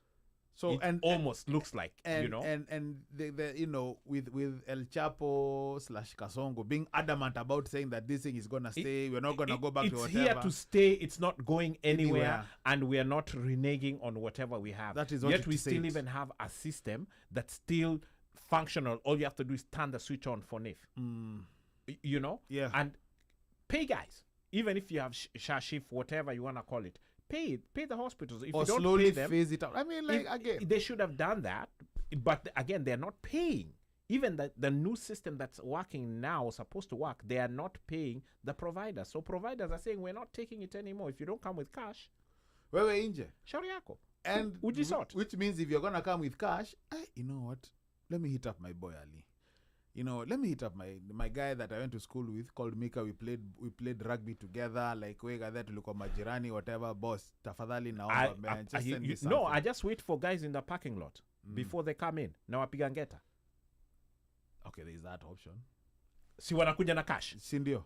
I mean, it's this thing. You can look at this thing all sorts of different ways. Let me read comments. Hapa kwanza Felista anasema mshua shetani huangalia Ruto hadi yeye anashangaa because how can someone be so evil? Anyway, I am so tuned in na nisiulizwe nimetoka wapi sahi. Yeah, Felista is she's our very able video editor. Yuko 254 and yuko macho saizi. Ati amesema nini? Asiulizwe ametoka wapi sahi. In other words, tusiulize maswali za polisi. No, yes. Meaning ajafika Kettle House bado. Ama amekuwa so stressed about Ruto. No, I think Felista ataenda 213. No, apana, I think alikuwa melala. And then akadream about Ruto. She had a nightmare about Ruto. So woke up in sweats. Yeah. She was sweating. Yes. What? So I think that's the situation she's in. Ama ameota Chapo. Ameota mambo ya Chapo. She's the one who's on the Chapo boat. Who knows? On Ngong Road. Aki Mungu lakini nyi wa Kenya. She probably dreamt Chapo and the machine for Chapo and Chapo. No, but that's why I'm saying, you know, like the way Baba is trying to boost Ruto, if his goal is to support him for 2027. Ruto is a poisoned chalice. I don't think it's gonna work. Ruto is a poison. It's like he's drinking. It's like drinking 1 million. It's like drinking from a poison chalice.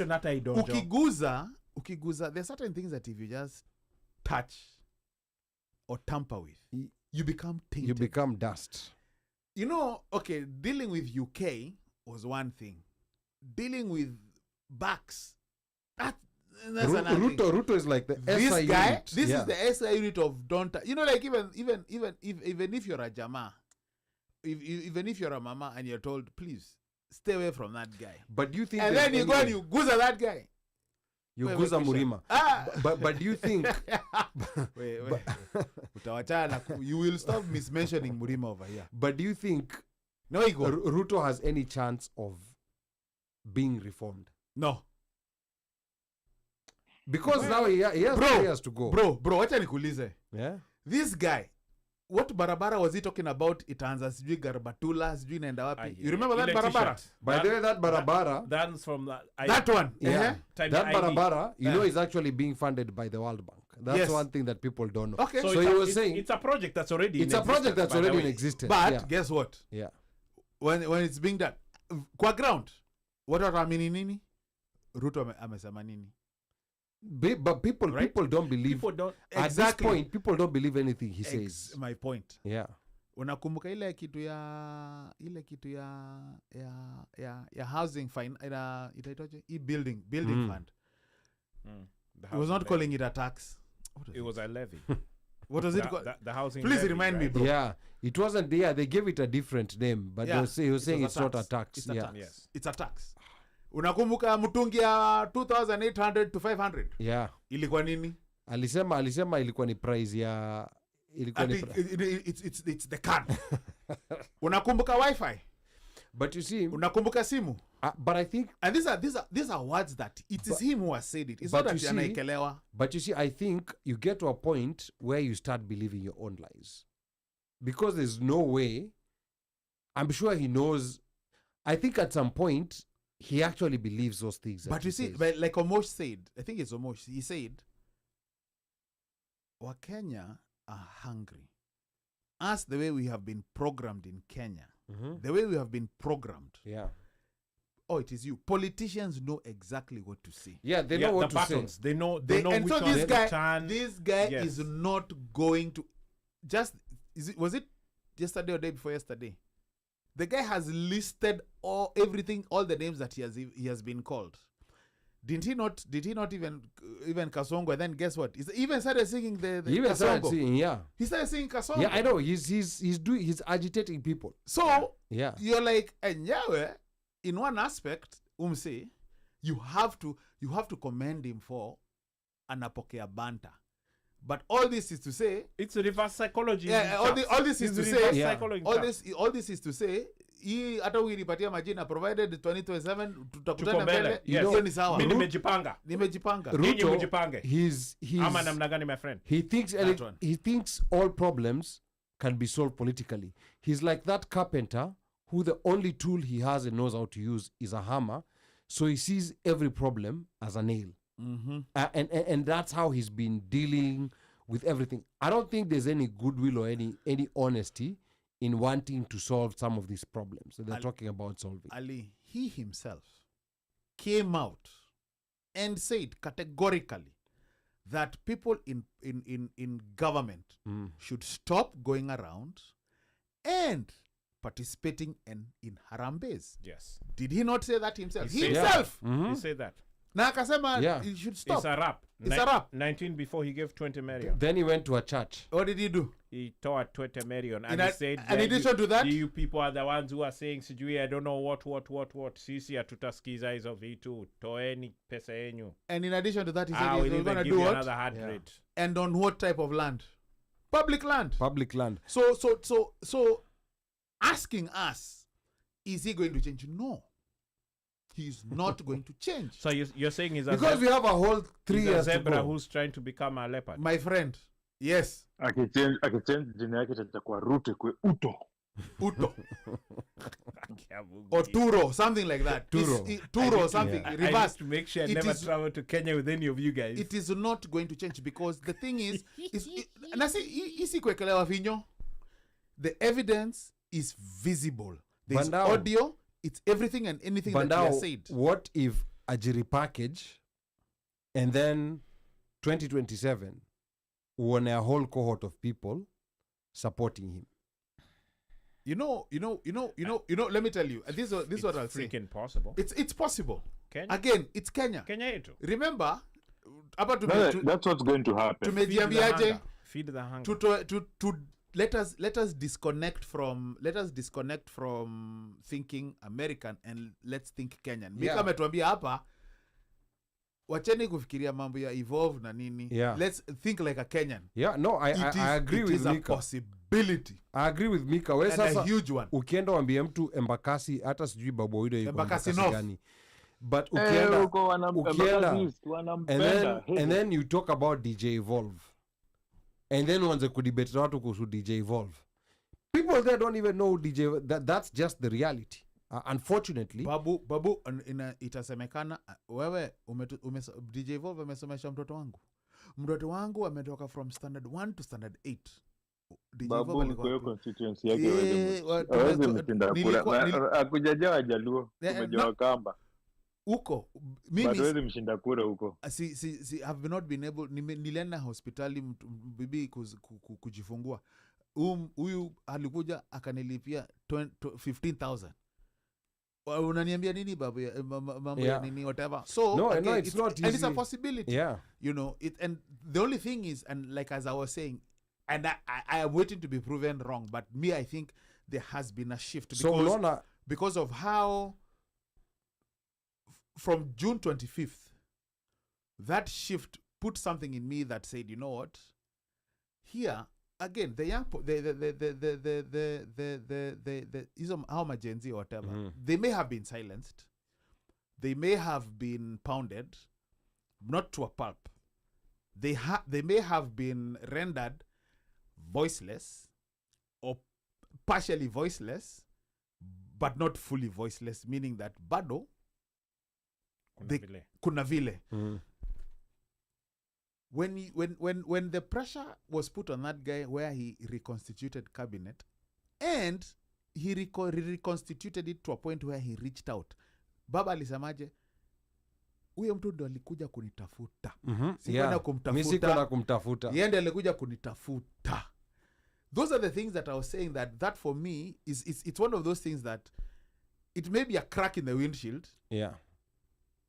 But it's not that it's significant for you to warrant to replace. Yeah, but Omosh, you know, like there's this thing that people are saying about Baba. You know, in the sense that they're like, right now he's not even interested in being president anymore. He just he's in a very powerful position whereby he can get, you know, like all these positions with zero accountability because he's not the president. And in fact, kuna watu wanamuita bahasha man. Is there any truth in this? Ama ni, is it watu wanamonea ama the bahasha man? Are you serious? Yes, that's what some people are calling. Jamaa yuko busy hapo, hakuna kitu. Wacha tusikie kutoka kwa Omosh. I just learned that word today. I did not know. So for me, I don't think that in a solely bahasha driven business, there is a method to this guy's madness. And normally when there is the madness before we see the method, there's, you know, it's, we don't get to see it. And then afterwards is when you're like, hey, enyewe kumbe, this is what was coming out, or this is what came out of this particular union. Because it could also be, when you think about it, like sasa kumbuka sahi ameitwa, wase walikuja, kina nani waliweka huko ndani kwanza? Kina Joho. The guys who potentially would be leaders and or people who would be jostling for certain positions or jostling. So you ushapewa busy work. Unaona? Kuna zingine zinakuja. The next crop of busy chaps are given busy work. And then the chap who everybody thinks is not going to be getting anything, ndio mse unaona sasa yeye ndiye anawekwa kama frontman. That's one way of looking at it. The other way of looking at it is that this was Bahati Nasibu. It was an opportunity that came. It was too good to walk away from. This is that a 8-figure salary job. You take it and you run with it. But do you think he's being paralyzed by so many people around him? Because there are so many people around him who he's been with for a long time, and they kind of have some expectations from him. You know the funny thing about Baba, and I think we saw that when he was here for the Azimio, right? The one thing you will not see around him, at least in our experience, was watu wa kwake. No, absolutely, yeah. Meaning, you're not seeing him Wajaluo. Ati Wajaluo ndio sawa kona yeye. Yeah. No, he's always with people other than.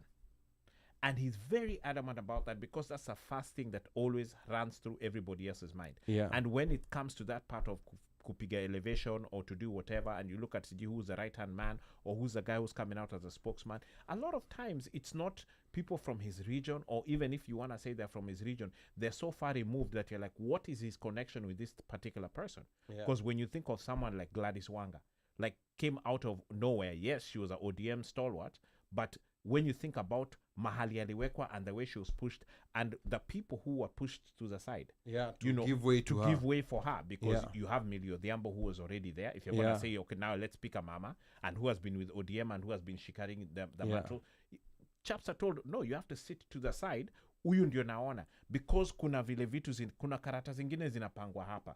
So his way or his method that he uses, we may not understand it at the time, but later on, when you go back and you look in retrospect, you're like, ay, kumbe aka kakitu ni hii ndio metoka out of it. So even when you look at guys like Kina Joho, like, I mean, to me, I don't know if I was Joho, I don't know if I would have taken that position. But kuna vile mse wakanauzaga vitu kwa hawa watu. Yeah. Mpaka sometimes you're like, okay, what does this guy have on these guys? for chaps to be leaving from here to here. Mbadi, you remember Mbadi was talking mbaya about him Yeah, before, I know. Before Yeah. alienda akapelekwa kawekwa nominated. Hey, aliongea vibaya even within hapo hiyo area yetu. Yes. Sasa zile makampeni zilikuwa zinafanyika. Yeah. It was bad, you know. So and in all of this, don't be surprised if Kidero is worked up for nomination. I'm just saying, like, you don't know. You don't know the next move. With him, you can't tell, you don't know, and you also don't know what the calculation is or the foresight that the guy is seeing uko mbele. You know, na mtu amekana anaweza kwa yuko biz. Na wase mse amekana wase wa Kibich all those years. Yeah. And has survived na wale wase na ya ile kijiji pale, ile wagalangata. Yeah. And those jamas were never touched, to the point where now everybody knows that you cannot touch those people. You can't move them.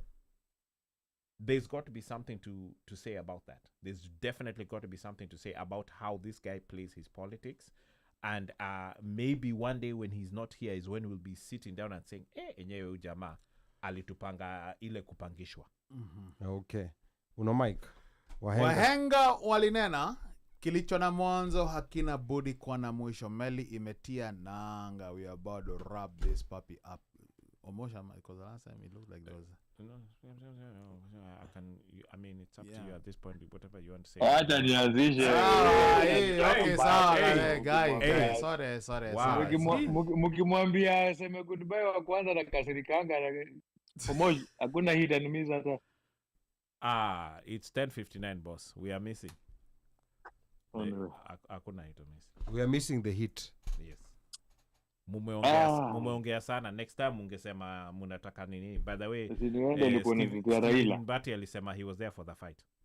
Wewe ndio ulikuwa unatetea Raila. Anyway. Hey. Again, Ali Saum Makbul. Lakini leo na mlifuturu bila mimi ni sawa tu. Umekosa mzee. How did he know? Ulimwambia? No, si picha iliyowekwa pale. Okay. Yeah. Got it. Omosho na fulani mchoyo. Hapana, wacha mazemika. Noando nigonga masahani zikaanguka katikati ya show hapo. Mkono ukiingia chini akaanza kupiga masahani. Unakuja tu kukuona. Tulikuona. Mazi uji yangu ilimwagika bana. Anyway. Kuona hapo umegonga masahani unakuja tu kuona kamera haikufichwa. Anyway. I want to thank listeners for joining us today na wachangiaji wetu wapenzi wachangiaji. And the weather is getting nice as much as tumesurvive by the way. But leo tuko karibu kufika April na January, February, March iko karibu kuisha. Na tunasurvive tu bado tunasurvive. So 4 years itaisha tu, mzukuru na wasiwasi tunaendelea kujikaza, but all in all the weather is getting warmer, and when the weather is getting warmer, that is when people want to go outside and roam around and do stuff. Remember, when you're drinking, don't drive. Be very careful. All in all, we have to take care of ourselves. We know the political situation of this country, so just be careful in everything that we're doing. Let's not put ourselves in situations whereby we'll start regretting later. And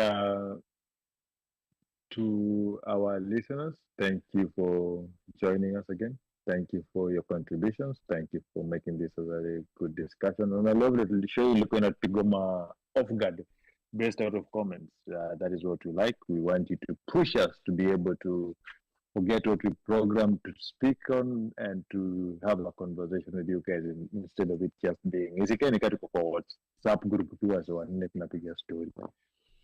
So with that being said, enjoy your weekend and be safe. Quietly. Asante Mikasi, and to our fans and watu wa YouTube, mjue tuko pamoja. Asanteni Stephen Bati, Wairimu, maze, these names, you know, sometimes I even end up forgetting kina who were over here with me.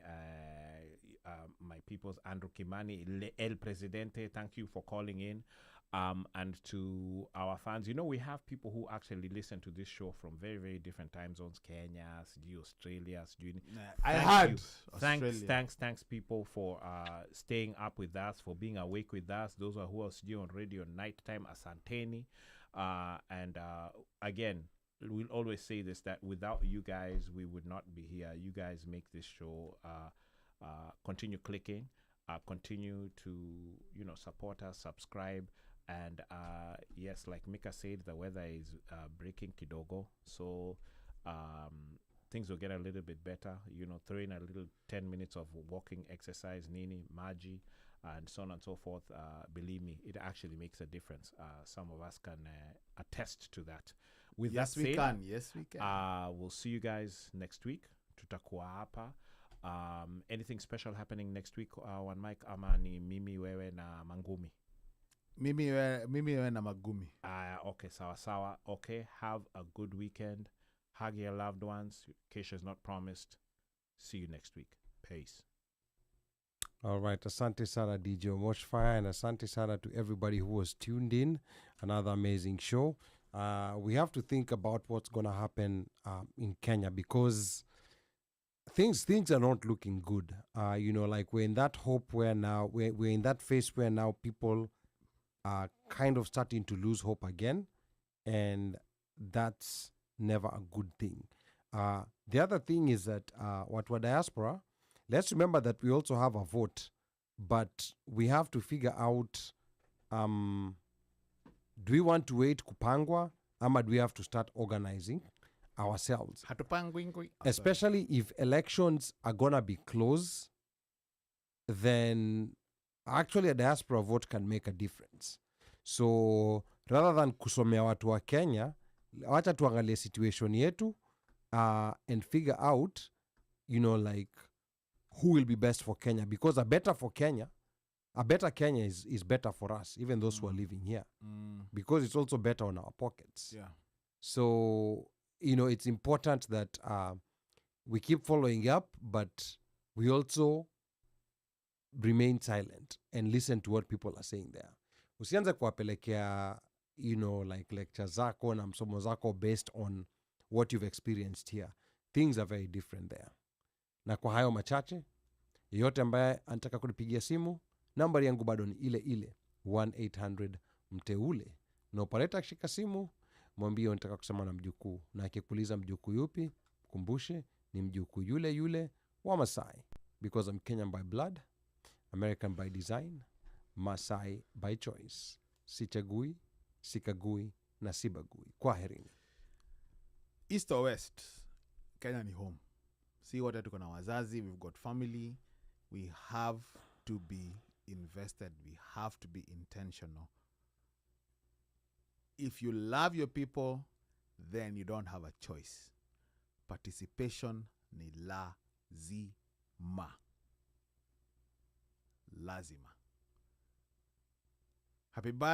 Not happy belated, but happy belated birthday to Aiden. Daddy loves you. Aiden, Daddy loves you. Jerry, Daddy loves you. Nemo, Daddy loves you. Until next week, be blessed.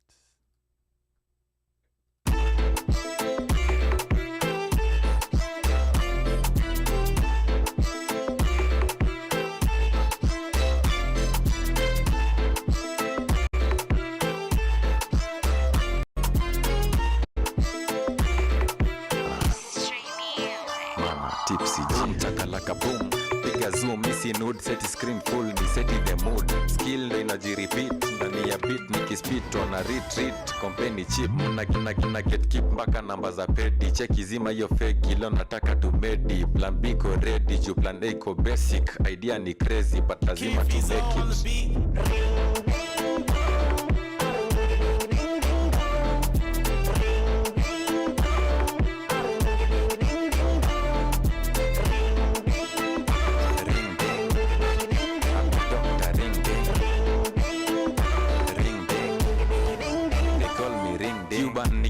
baba na kiburi kama mchaka nikikanyaga dogo haraka inaga baraka soki ni cheki hapa joku na kitu na saka stajikata kasijapata na medi nikakochapa I push it in mrembo na ni push it back so ina back in very dim na kofi moja ya nyash ilialia napiga munju the part na grab na narudi tena fast I wanna show you my talent so itabaki umerelax ikeja mini merent ya kusumbua maneiba sipeleka na gidet juu sinaga hiyo masaa ona kama ukitaka tu rematch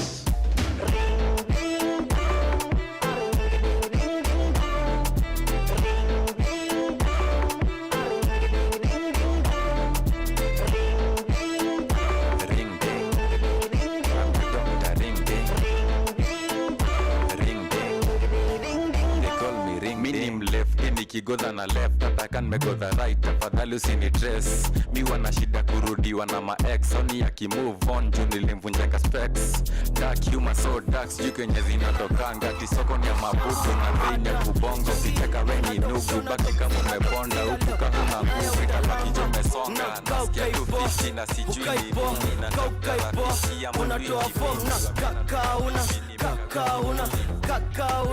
unakahona kaukaipo unatoa form na kakauna unakahona eni solulu nadhani chini delulu na kichwa mini kalulu na tupe kama kamulu kapike joska ama navuta zote nitisha mpaka roska akin kuna kiu neza nitaka mnyota lazima nimkate nimitisha mpaka soda kamgoka namshika neklo ni madade case alafu namleta base low ni fire the pace awezi ka offense ataka na guess ashanieka spell ndo sijui kuspell come again my queen it's not there nekiisha na refill it's not fair ebu fanya your thing body machine ina kam clean ka clean na kaukaipo unatoa form na kakauna unakahona kaukaipo unatoa form na kakauna unakahona. Now this one is designed for 18 and over. Say 18 and over. Yeah. Hey, girl, won't you go home to your mama, go home to your papa, you're too young to be my lover, to be for my lover, whoa, you must be 18 and over. I've been checking you out, but you are too young, girl, and a girl like you will cause worries into my world, 'cause if I pick you up, girl, it's pain and misery for me, 'cause you're a girl that is so rude as can be. Like boy, go home to your mama, go home to your papa, you're too young to be lover, my lover, can't feel me lover. The devil broke loose again. Corrupting the youth, man, even the daughters them. Why, see the devil broke loose again. And spreading the symptoms even to the little children. Satan is a man who's a cunning little fox. When I catch that fox, I'm gonna lock him in the box. Lock him in the box, then I'll throw away the key in the uttermost part of the Caribbean Sea. 'Cause see, the devil broke loose again.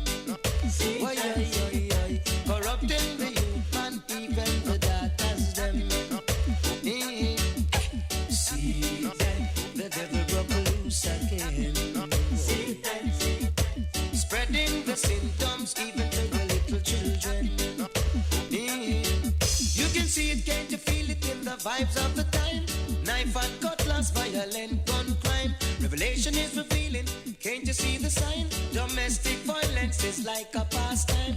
See, the boy broke loose.